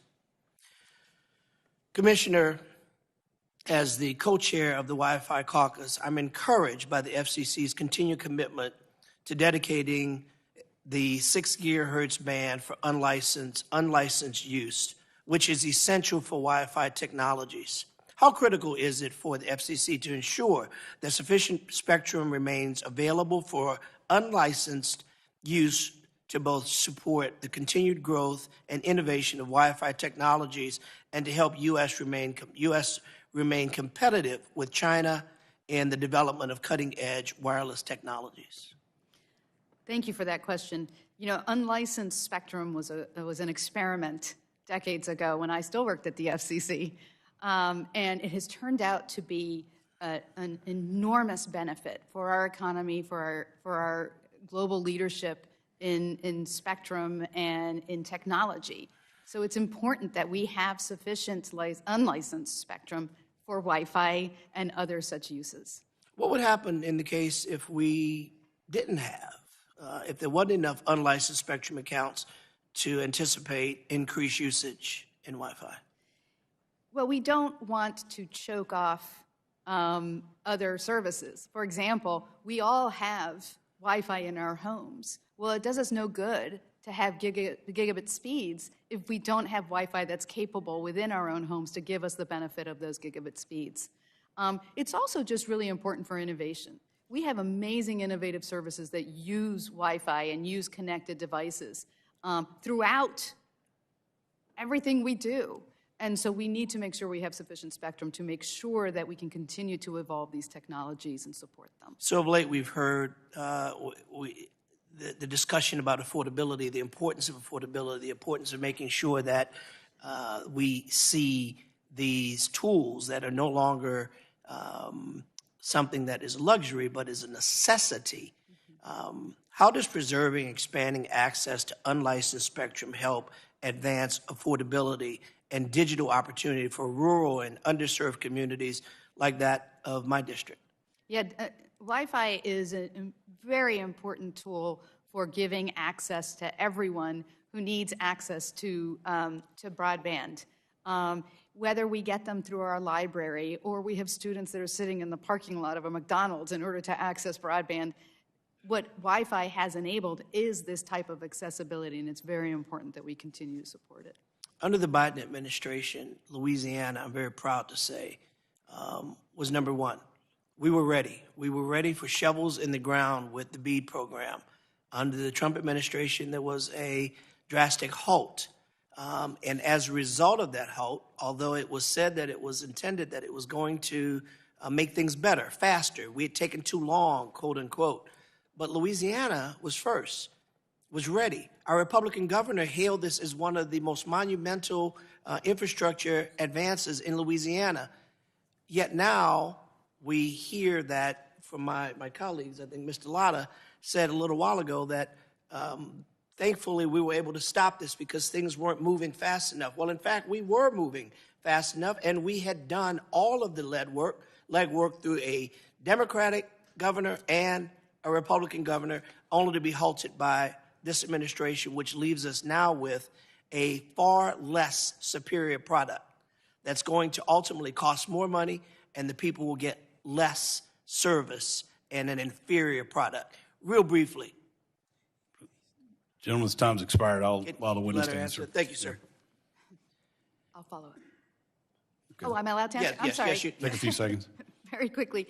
Yes, we are over a year since this, or about a year since this administration took over and complained about the amount of time that it took to deploy under the last administration, and yet they've now effectively added yet another year. So I am concerned that this administration has a race to the bottom in terms of what technology it's going to use to provide broadband service, and I'm hopeful that the end outcome is that everyone gets the broadband they need to participate in the artificial intelligence economy. And Mr. Chairman, I'm going to submit for the record and ask that you have an opportunity to answer, because obviously Next Gen 911 is a huge issue, making sure that we're providing opportunities for law enforcement to actually be able to access the greatest technologies that we have when, in fact, today they can't. I agree with you. That's why I let you go a little extra, but thank you. The Chair now recognizes the gentlelady from Indiana, Ms. Houchin, for 5 minutes to ask her question. Thank you, Mr. Chairman. Thank you to the ranking member for holding today's hearing and for the witnesses for being here. The Federal Communications Commission plays an integral role in closing the digital divide, promoting competition, and ensuring Americans can access reliable communication services that are essential for work, education, healthcare, and public safety. I'm especially glad to welcome Chairman Carr and Commissioners Trusty and Gomez from the FCC here today. I also want to just commend the Trump administration for finding $21 billion in savings under the BEAD program, which I know was under Secretary Lutnick, but I do hope that that $21 billion in savings on the BEAD program will be put toward deployment in a technology-neutral way, and that it might go even to updating our national broadband map, which is what I want to focus some of my comments on today. One of the most, I think, underappreciated tools the FCC manages is the broadband map.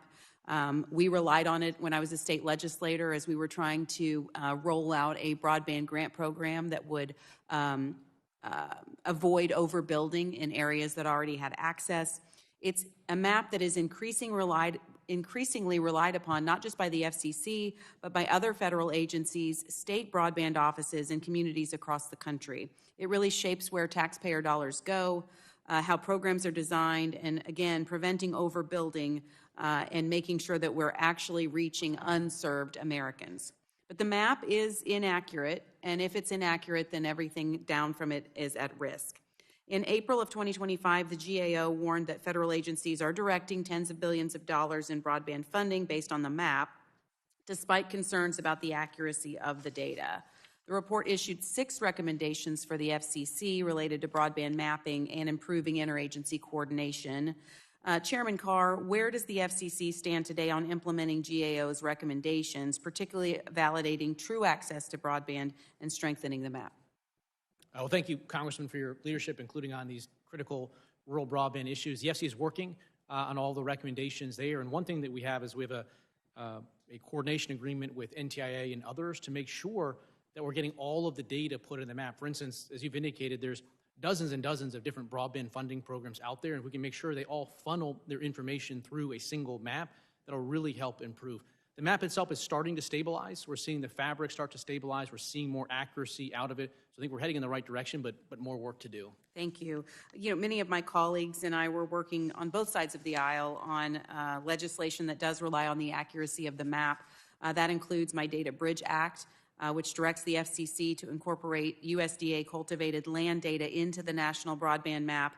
And this is important because in rural and agricultural areas, we want to make sure that's mapped accurately so that funding reaches an entire farm or field, not just a farmhouse address, and supporting connectivity in modern agriculture like precision ag. In the time I have remaining, I do want to pivot to the broadcast policy, Chairman Carr, specifically the broadcast ownership cap. It's clear the landscape for media has changed over the last several decades, and many young Americans never experienced broadcast television, moving the rabbit ears on the television so you can get your 5 stations that you could watch. And many Americans really don't know the difference between Fox News Channel and Fox 59. Under the broadcast cap, what is the impact to local broadcasters if the cap is expanded or not? Why is that an important conversation to have? And a follow-up question, and I'll give you time to close out. If big networks like NBC News, if they wanted to just get out of the broadcast business tomorrow and sell to conservative stations or any stations like a Fox or a Sinclair, wouldn't the broadcast ownership cap prevent that from happening, and is that in the public interest? Thank you, Congressman. We're looking at a number of issues related to this right now, and we haven't made any final decision. We're still taking input.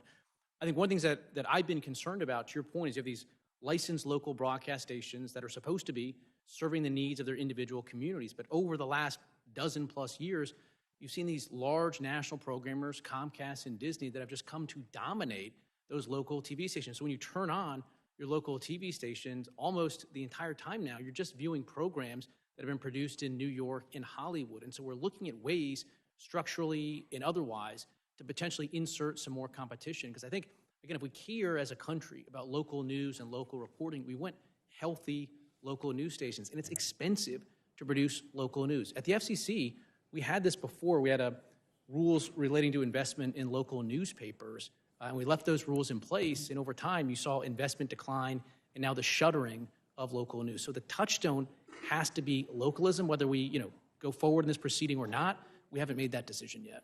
Thank you, Mr. Chairman. I look forward to continuing to work with the FCC on broadband policies, ensuring that the data is accurate. I want to give a shout out to Commissioner Trusty for her work on Data Bridge. Thank you. I do know that my community does appreciate their local news, and I look forward to continuing to work together. Thank you, Mr. Chairman. Thank you. Chair now recognizes the gentlelady from Illinois, Ms. Kelly, for 5 minutes to ask your question.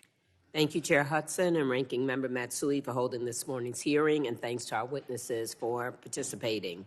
This past year, the Trump administration has threatened platforms' ability to responsibly moderate content by unlawfully weaponizing independent agencies such as the FCC. Rather than protecting consumers or fostering competition, this agency is now being weaponized in a calculated effort to sabotage the decisions of private entities and undermine online free speech. The FCC has repeatedly claimed to oppose censorship, yet its recent posture towards Section 230 of the Communications Act reflects a sharp departure from the agency's traditional scope and legal limits. That inconsistency undermines public trust and places us in dangerous times. Chairman Carr, in Project 2025, you wrote the chapter on the FCC, in which you called for revisions to parts of Section 230 to counter what you saw as censorship and bias against conservatives by large technology companies. Chairman Carr, in Project 2025, you wrote the FCC has authority to interpret that law and thus provide courts with guidance about the proper application of the statutory language. Your writing is also consistent with the FCC's General Counsel's 2020 legal opinion that the FCC has the authority to interpret Section 230. But there is no language in Section 230 directing the FCC to enforce this law. And even if the language is ambiguous, in June 2024, the Supreme Court overturned Chevron deference and stated that courts need not and may not defer to an agency's interpretation of the law simply because a statute is ambiguous. So, Chairman Carr, just yes or no, does the FCC still have the legal authority to interpret Section 230? Just yes or no, please. Section 230 is in the Communications Act, and there's provisions of the Communications Act that give us authority to interpret those terms. And so, yeah, the FCC, generally speaking, has authority to implement provisions of the Communications Act. Thank you for your answer. Commissioner Gomez, do you agree with Chairman Carr that the FCC has the authority to interpret Section 230? Last I checked, the FCC's website says the FCC does not regulate online content. Is that no longer correct? Thank you for that question. Yes, I disagree. I don't think we have authority to we definitely don't have authority to regulate online content, and we don't want to under the First Amendment. Thank you for your response. It is unfortunate that Mr. Carr is now determined to sit back and be America's speech police. If Brendan Carr, who tweeted, whether it's the government shutting down speech or a private platform doing it, these decisions are not made by an oracle of truth. That I wish would stand up. Thank you to the witnesses, and I yield back. Thank you. The chair now recognizes the gentleman from Idaho, Mr. Fulcher. Thank you, Mr. Chairman, and thank you to the panel for all your input today. And I've got a question for Commissioner Trusty, but I want to apologize in advance for some of us with dual commitments if some of this is a rerun, so bear with me here. But Commissioner Trusty, this has to do with spectrum auctions, and I come from the great state of Idaho.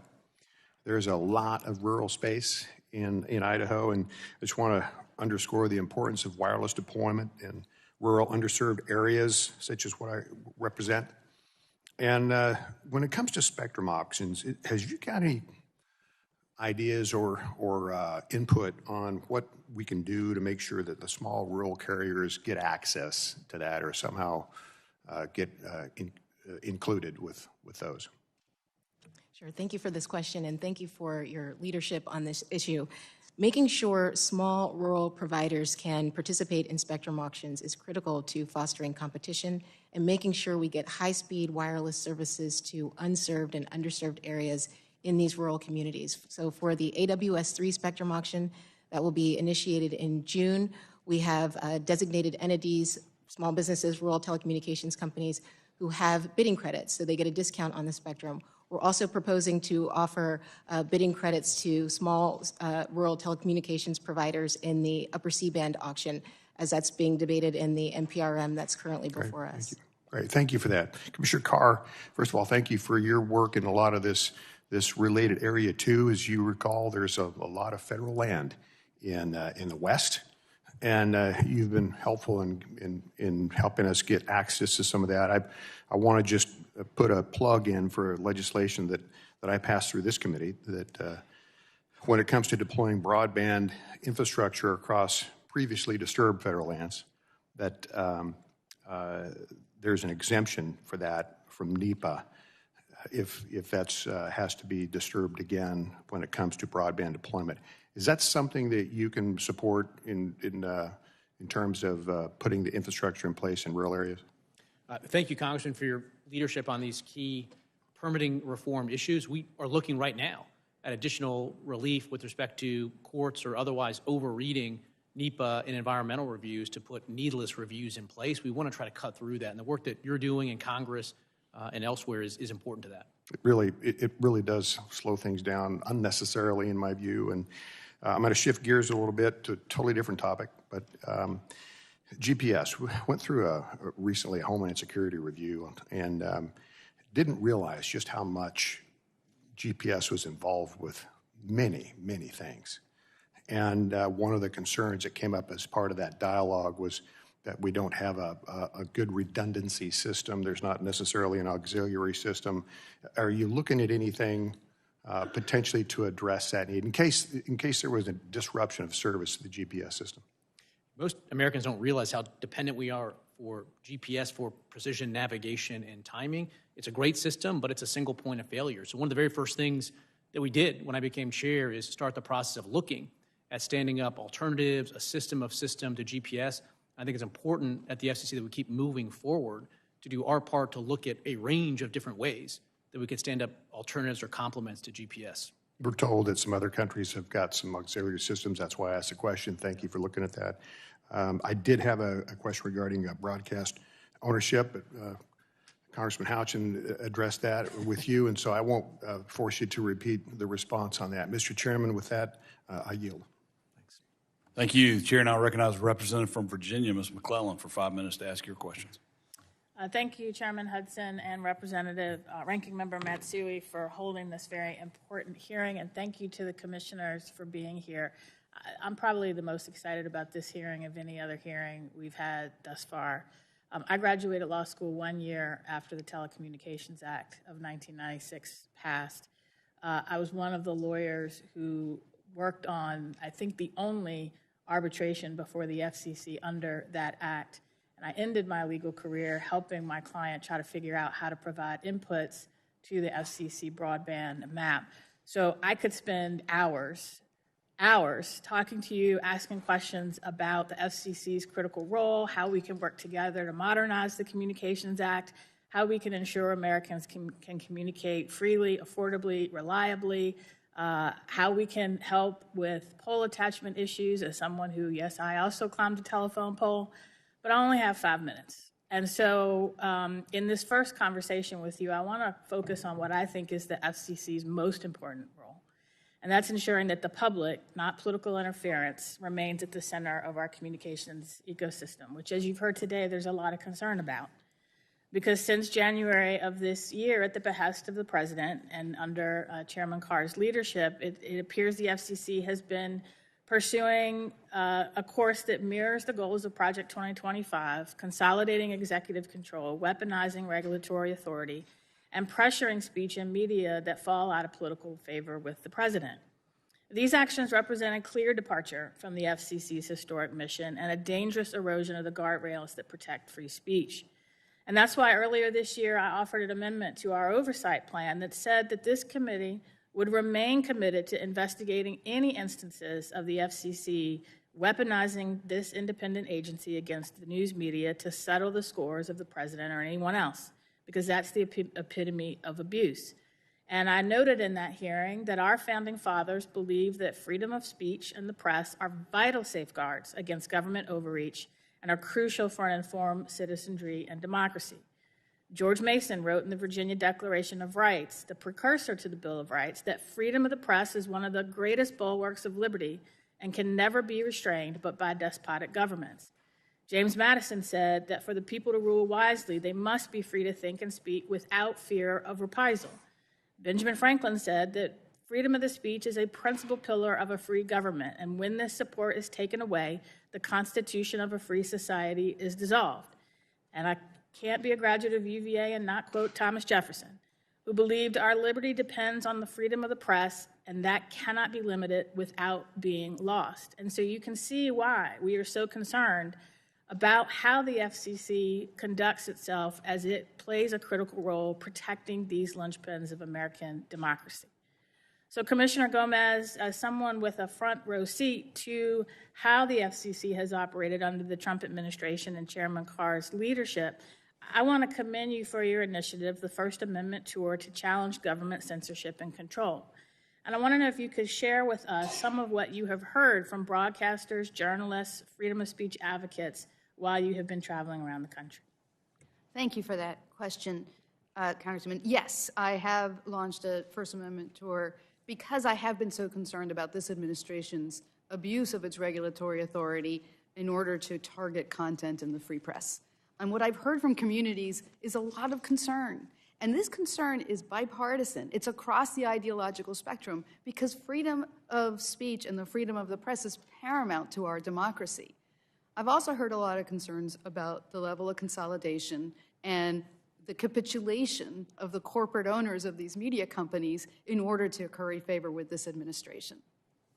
And what have you heard from small and minority-owned broadcasters about the unique role that they play in delivering local news, music, and entertainment that reflect the voices of all communities and not just the majority community? Small broadcasters are really the salt of the earth when it comes to serving their communities. And it's so important that we maintain a diversity of viewpoints that reflect the communities in which these broadcasters are serving. There's one thing I would like to correct for the record, and that is there are 4 national networks, ABC, CBS, NBC, and Fox, not just 2. And the local broadcasters that are seeking to merge are actually corporate behemoths, not small local broadcasters. Okay. I thank you for that. I hope this is the beginning of a beautiful friendship with all of you, and we have lots of geeking out that we can do. And with that, I yield back. Thank you, Chair. And I'll recognize the gentleman from New Jersey, Mr. Kane, for 5 minutes to ask your questions. Thank you, Mr. Chairman. Thank you, Chairman Carr, Commissioners Gomez and Trusty, for being here today. Chairman Carr, supporting first responders' ability to communicate with the public and with others is of critical importance. I was interested to see that in August of 2025, the Commission released a notice of proposed rulemaking concerning the emergency alert system and wireless emergency alerts. I agree that it's important that our nation's alert and warning systems are closely examined so that fire, EMS, and police personnel can communicate as effectively and as efficiently as possible. Can you provide an update on this process and give an overview of your vision for the next generation of wireless alert system? Thank you, Congressman. This is critical. The very first project I worked on at the FCC all the way back in 2012 when I started at the agency was on these types of emergency alerts. And if you look back over the years, sort of every different compilation of the commission that comes in sort of adds something else on top of the existing system. And we haven't, at least in my view, stepped back and said, as a matter of first principles, if we were designing this system today with today's technology, how do we do it? And that's the point of what this is designed to do. It's a voluntary system, so we have to be careful about how much we put on top of that. But we're asking all of the questions as to how we make this work in the future. Thank you. Chairman Carr, you spoke in support of direct-to-cell satellite connectivity. How can we strengthen coordination between the FCC and the private sector to expand the availability of direct-to-cell satellite communications? Thank you, Congressman. We just spoke about geeking out, and this is something that I really geek out on. There's this new generation of connectivity where you can go straight from your smartphone right to a low Earth orbit satellite. And the low Earth orbit satellite is effectively like a cell tower in the sky. What that does is eliminates dead zone. If we have enough spectrum capacity for that, you can get truly high-speed service right to your phone anywhere, or think about any type of device as well. And so what we're doing right now is positioning the United States to lead the world in this new technology by making sure that we have the spectrum resources and the regulatory framework for this direct-to-cell technology to really flourish and to flourish in America first. So I believe it's very important that U.S. maintain leadership in space. How can the FCC support updating regulations on satellite-based services within bodies like the International Telecommunications Union to remain dominant and to counteract anti-competitive efforts by other nations? One of the touchstones of our spectrum and satellite policy through the years has been reciprocity. We have a lot of U.S.-based satellite providers, but there's a lot of European satellite providers that are doing business here in America. And I am concerned, as a general matter, if you look at some of the protectionist conduct that's taking place by European regulators, you see it all across the tech ecosystem, but we're seeing it rise with respect to satellite in particular. And I would simply remind my counterparts in Europe that, again, that reciprocity has been key to a successful regime. We want to make sure that U.S. satellite providers are treated fairly when they're doing business in Europe. Thank you. And Chairman Carr, I appreciate the FCC's efforts to review regulations in order to streamline outdated and burdensome rules and to support American innovators. First, can you give us an update on the progress of the effort at large and share any plans for deregulation in the coming year that you feel is important to support this effort? We've launched the largest deregulatory effort in the agency's history. To date, it's over 1,000 different rules or regulations that have been either eliminated or teed up for elimination, over 2,000 inactive dockets, and we're going to continue to work away to get rid of substantive regulations that is holding back innovation. Again, just in a short year, you're already seeing wireless prices come down, speeds increasing, competition enhancing, bridging the digital divide. This is the work that we're doing, and it's delivering real, tangible results for the American people, and we're just getting started.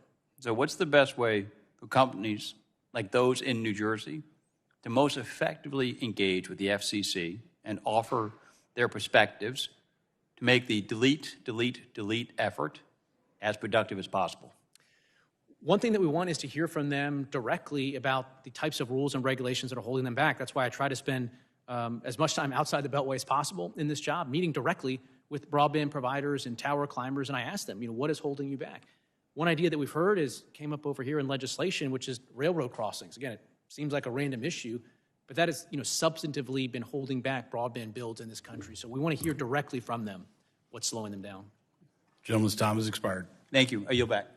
Thank you. And now I recognize the last member of the subcommittee. Before we go to members who we welcome here who waved on, Mr. Obernolte from California, you're recognized for 5 minutes. Well, thank you very much, Mr. Chairman. Chairman Carr, thank you for your testimony today. I want to start by adding my voice to the chorus of voices that you've heard in the hearing today about the FCC's broadcast ownership rules.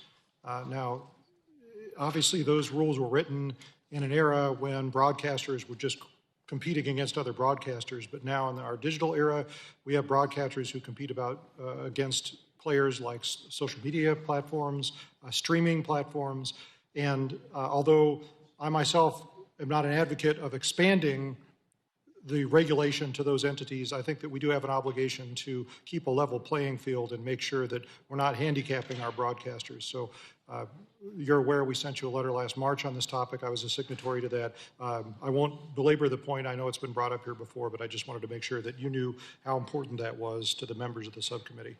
I also want to talk a little bit about the C-band auction that's coming up the middle of next year, or before.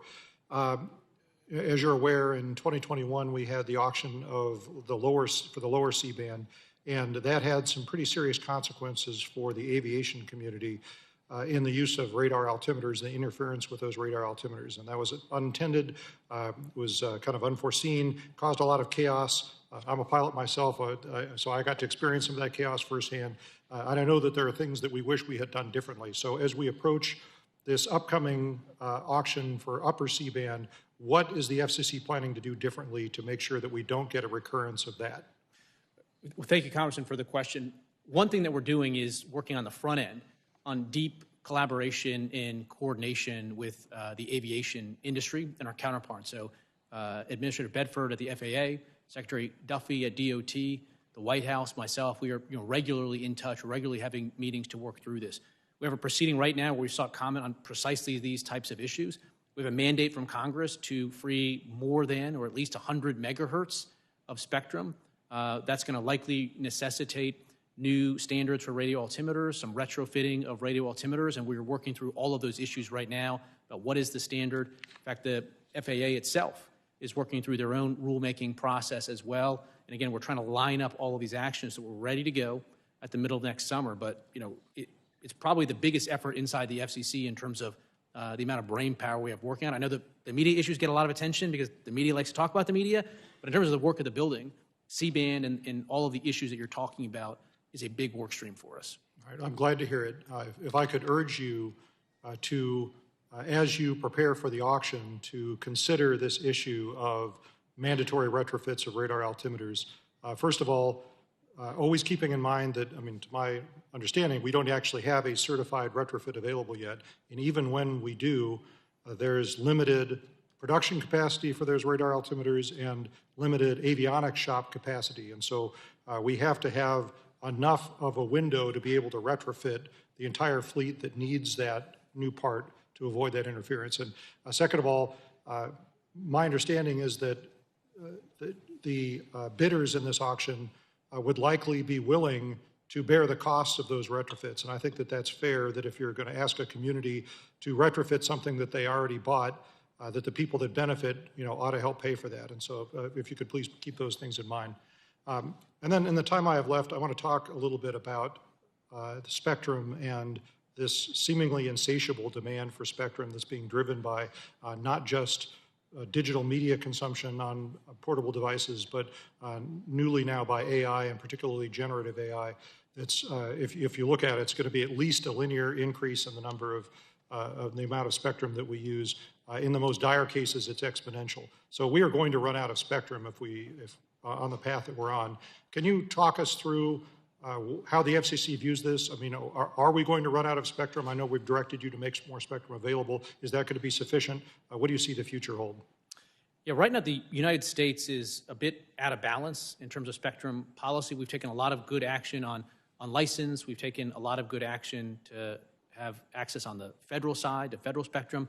But this high power commercial spectrum for next gen is where we really need to focus our efforts. That's why I think C-band and others are so important. To your point, we're seeing this hockey stick curve of demand historically, but now with AI coming online, we want AI to work directly on your smartphone. Well, that hockey stick just goes straight through the roof. And so we have to continue to bring more spectrum online, but also permitting reform, because if you can split cells by making it not onerous to build a new cell site, that can help take care of capacity as well. But we are facing potentially a shortfall of capacity a number of years from now, which is why this work we're doing right now is so important. All right, Gentleman's time has expired. Yeah, well, you'll be. Thank you. And the chair will remind the committee that we're pushing up on votes at 1:30. It is my intention to drive through, and we've got 3 members of our full committee who've waved on. I'd like to push through these. I would just ask everyone, please observe the time limits so we can get everyone's questions in. The chair recognizes the gentleman from New York, Mr. Tonko, for 5 minutes to ask your questions. Thank you, Chair Hudson and Ranking Member Matsui, for co-hosting this hearing, and welcome to our guests. My opinion, this hearing is long overdue. The actions of the Federal Communications Commission over the past year have been deeply troubling and demand serious oversight. As many of my colleagues have discussed, we have seen dangerous violations of free speech, of political interference, certainly at what should be an independent agency, and brazen efforts to greenlight illegal broadcast consolidation. Today, I want to focus on the Commission's rollback of basic consumer protections. I listened with great interest to Ms. Castor's exchange with the panel as it relates to E-rate support. In 2024, when the FCC announced it was expanding E-rate support to include Wi-Fi on school buses and hotspot lending by schools and libraries, I was indeed thrilled. I have long advocated for this expansion as a practical way to narrow that homework gap and reach students who otherwise lack reliable broadband access. However, last year, the Commission reversed its course. I joined many of my colleagues in calling out that rollback, and I do it again here today. So Chairman Carr and Commissioner Trusty, I strongly urge you to reconsider your votes and reinstate that rule. This decision was cruel and I believe very much short-sighted. It strips students of the tools they need to succeed and widens that digital divide the Commission is charged with closing. Commissioner Gomez, in your testimony, you noted that E-rate support for buses and hotspots was one of the most effective tools the FCC had to ensure students across the country are not left behind in our digital economy. And I heard all of your remarks to Representative Castor, but from your perspective, what impact will students, educators, and libraries experience as a rollback with these E-rate expansions? And what does that mean for the FCC's obligation to ensure universal service? Yes, thank you for that question. Broadband connectivity is crucial to be able to participate in today's digital economy. In order for students to become ready for the digital future, in order for seniors to be able to make their health appointments, in order for people to apply for jobs, in order for veterans to be able to meet their health care as well. And yet, if you don't have access to broadband, we need the ability to provide affordable access to these students and to all these other folks that rely on broadband, because today, broadband is everywhere. Everything is done online. So losing access via hotspots means students can't do it to do homework. Losing the Wi-Fi means students can't do it while they're on their school buses. There are some states where students are on the school bus for 2 hours each way. Think about what they could do to do their homework on those buses, and we pulled that away.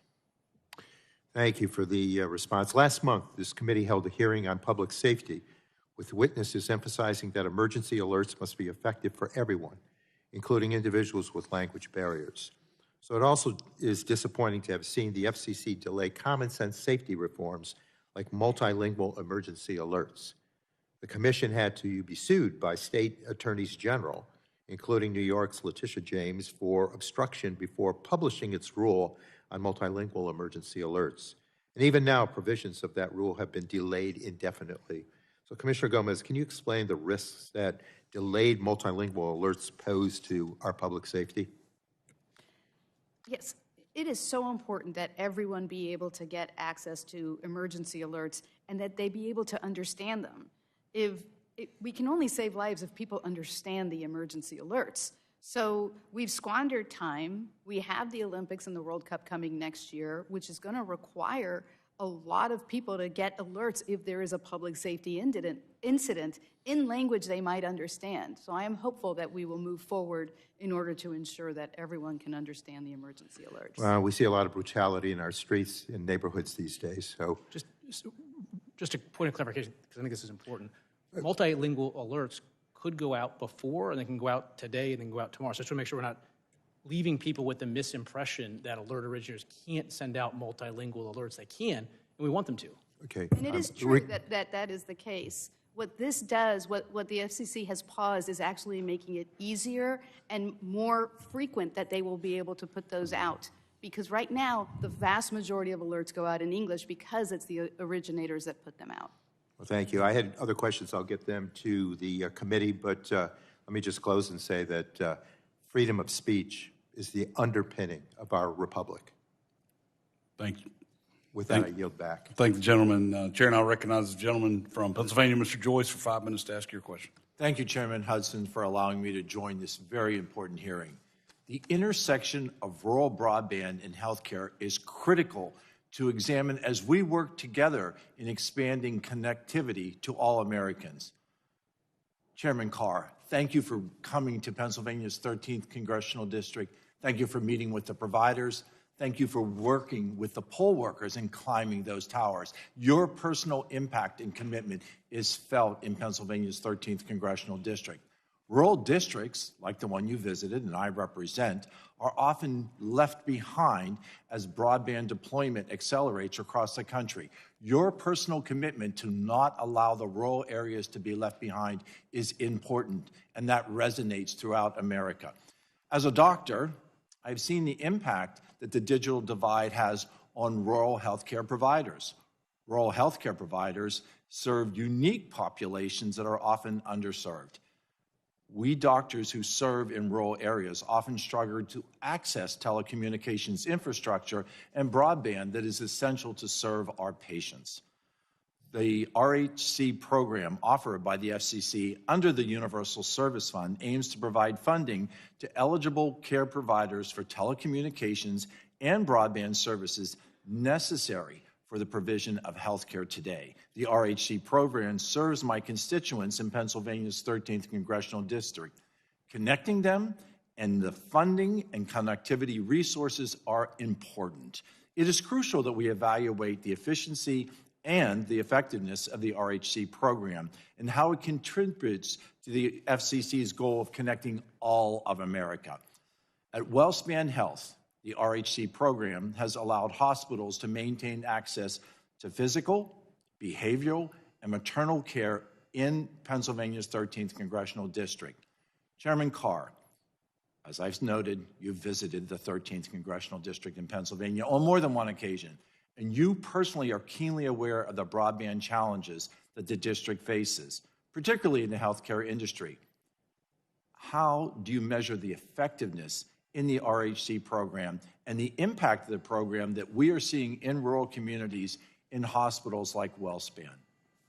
Well, Congressman, thank you for the question, and thanks for your leadership for Pennsylvania and for your district. If you look back just the last 5 years alone, my understanding is that almost $2.5 million have flowed to your district for rural health care, and we're seeing those funds being put to use to make sure people can have access to next generation care, and we're working together to make sure that we expand rural broadband as well to further bolster access to health care and next-gen services for the good people in your community. As we are talking today, there are patients who are connecting with their doctors right now, receiving the care that, to your point, Chair Carr, that was not available 2.5 years ago. Telehealth is a tool that has become increasingly valuable, as I've noted, in rural areas, in underserved areas. In some areas, telehealth is the most accessible option for patients seeking care. Commissioner Trusty, you said in your written testimony that you have witnessed how broadband is delivering quality care straight into rural patients' homes through video. How can the RHC program serve providers that are seeking to expand their health care options for rural patients? Thank you for the question, and also thank you for your leadership. So as you know, the Rural Health Care Program ensures that rural patients have access to modern health care or telehealth. And in recent months, we've made process improvements at the FCC to extend funding deadlines, to ensure we have the funding to meet the demand, and to roll over additional funding for the funding year 2025 to meet the needs of rural communities across the country. I think this Congressional Bipartisan Working Group on USF is another forum for us to explore additional reforms or modernizations to this program so that all rural Americans can have access to quality health care services. I look forward to working with you and seeing that expansion continue. Chairman, I appreciate the opportunity to wave on to this important hearing, and I yield back the remainder of my time. Chair appreciates that, and I will now recognize the gentleman from California, Mr. Mullen, for 5 minutes to ask your questions. Thank you, Mr. Chair. Chairman Carr, as we've heard today from my colleagues, there are serious concerns about the FCC's actions during your tenure and that they crossed the line into interference with free speech, a concern that I share. Will you simply commit today that the FCC will not use its licensing authority, enforcement role, or claims of news distortion to politically pressure or punish broadcasters for their editorial decisions? The FCC is going to enforce the public interest standard, news distortion, broadcast hoax rule, and that's the actions we're going to take. I want to emphasize the importance of editorial independence to our democracy. Broadcasters, whether public, private, local, or national, need to be able to exercise lawful journalistic judgment without fear of retaliation from the federal government. That principle is foundational to the First Amendment and to a functioning democracy. So, Commissioner Gomez, In your testimony today, you warned that the commission has asserted what you describe as a, quote, roving mandate to police speech it does not like, relying on an undefined and unchecked interpretation of the public interest standard. Can you explain in plain terms the role Congress has given to the FCC, and should the FCC be in the business of content regulation, especially in light of how people are now receiving their content? Yes, thank you for that question.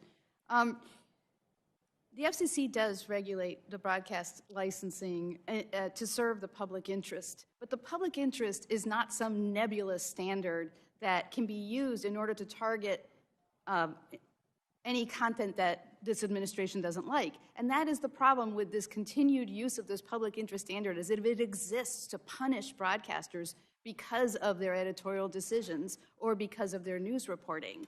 We need to go back to simply conducting our role of ensuring that the broadcasters have the infrastructure that they need and in order to be able to serve their local communities. And that is what I think we should be doing. We should not be pressuring broadcasters on their content. It violates the First Amendment and the Communications Act prohibition on censorship. Thank you for that. And out of respect for time, just one final issue. In light of $1 billion rescission cut to the Corporation for Public Broadcasting and its impact on our emergency alert systems, given that extreme weather events are increasing in both frequency and severity, is the FCC prepared to provide, and I'll ask you again, Commissioner Gomez, additional technical support to local broadcasters to both maintain and build out resilient emergency alerting systems, particularly for rural and underserved communities that rely on public and local broadcasters for life-saving information? Thank you for bringing to light this issue with the defunding of public broadcasters. Not only are we losing educational programming, local news, a lot of civic engagement, but we are also losing the backbone of our emergency alert system. And I am unaware that the FCC has any activities to address this issue, but it's something that we really need to consider. I would urge Congress to refund public media because of the important services that they provide, both from a public safety perspective and also to their local communities. I certainly share that view. Thank you, Mr. Chair. Thank you all for your testimony. I yield back. Thank you. Ask unanimous consent to insert in the record the documents included on the staff hearing documents list. Without objection, so ordered. Seeing there are no further members wishing to be recognized, I'd like to thank our witnesses for being here today. I remind members they have 10 business days to submit questions for the record, and I ask the witnesses to respond to those questions promptly. Members should submit their questions by the close of business on January 28th, 2026, which tells me I have 10 days till my mother's birthday because it's the 28th. Without objection, the subcommittee is adjourned.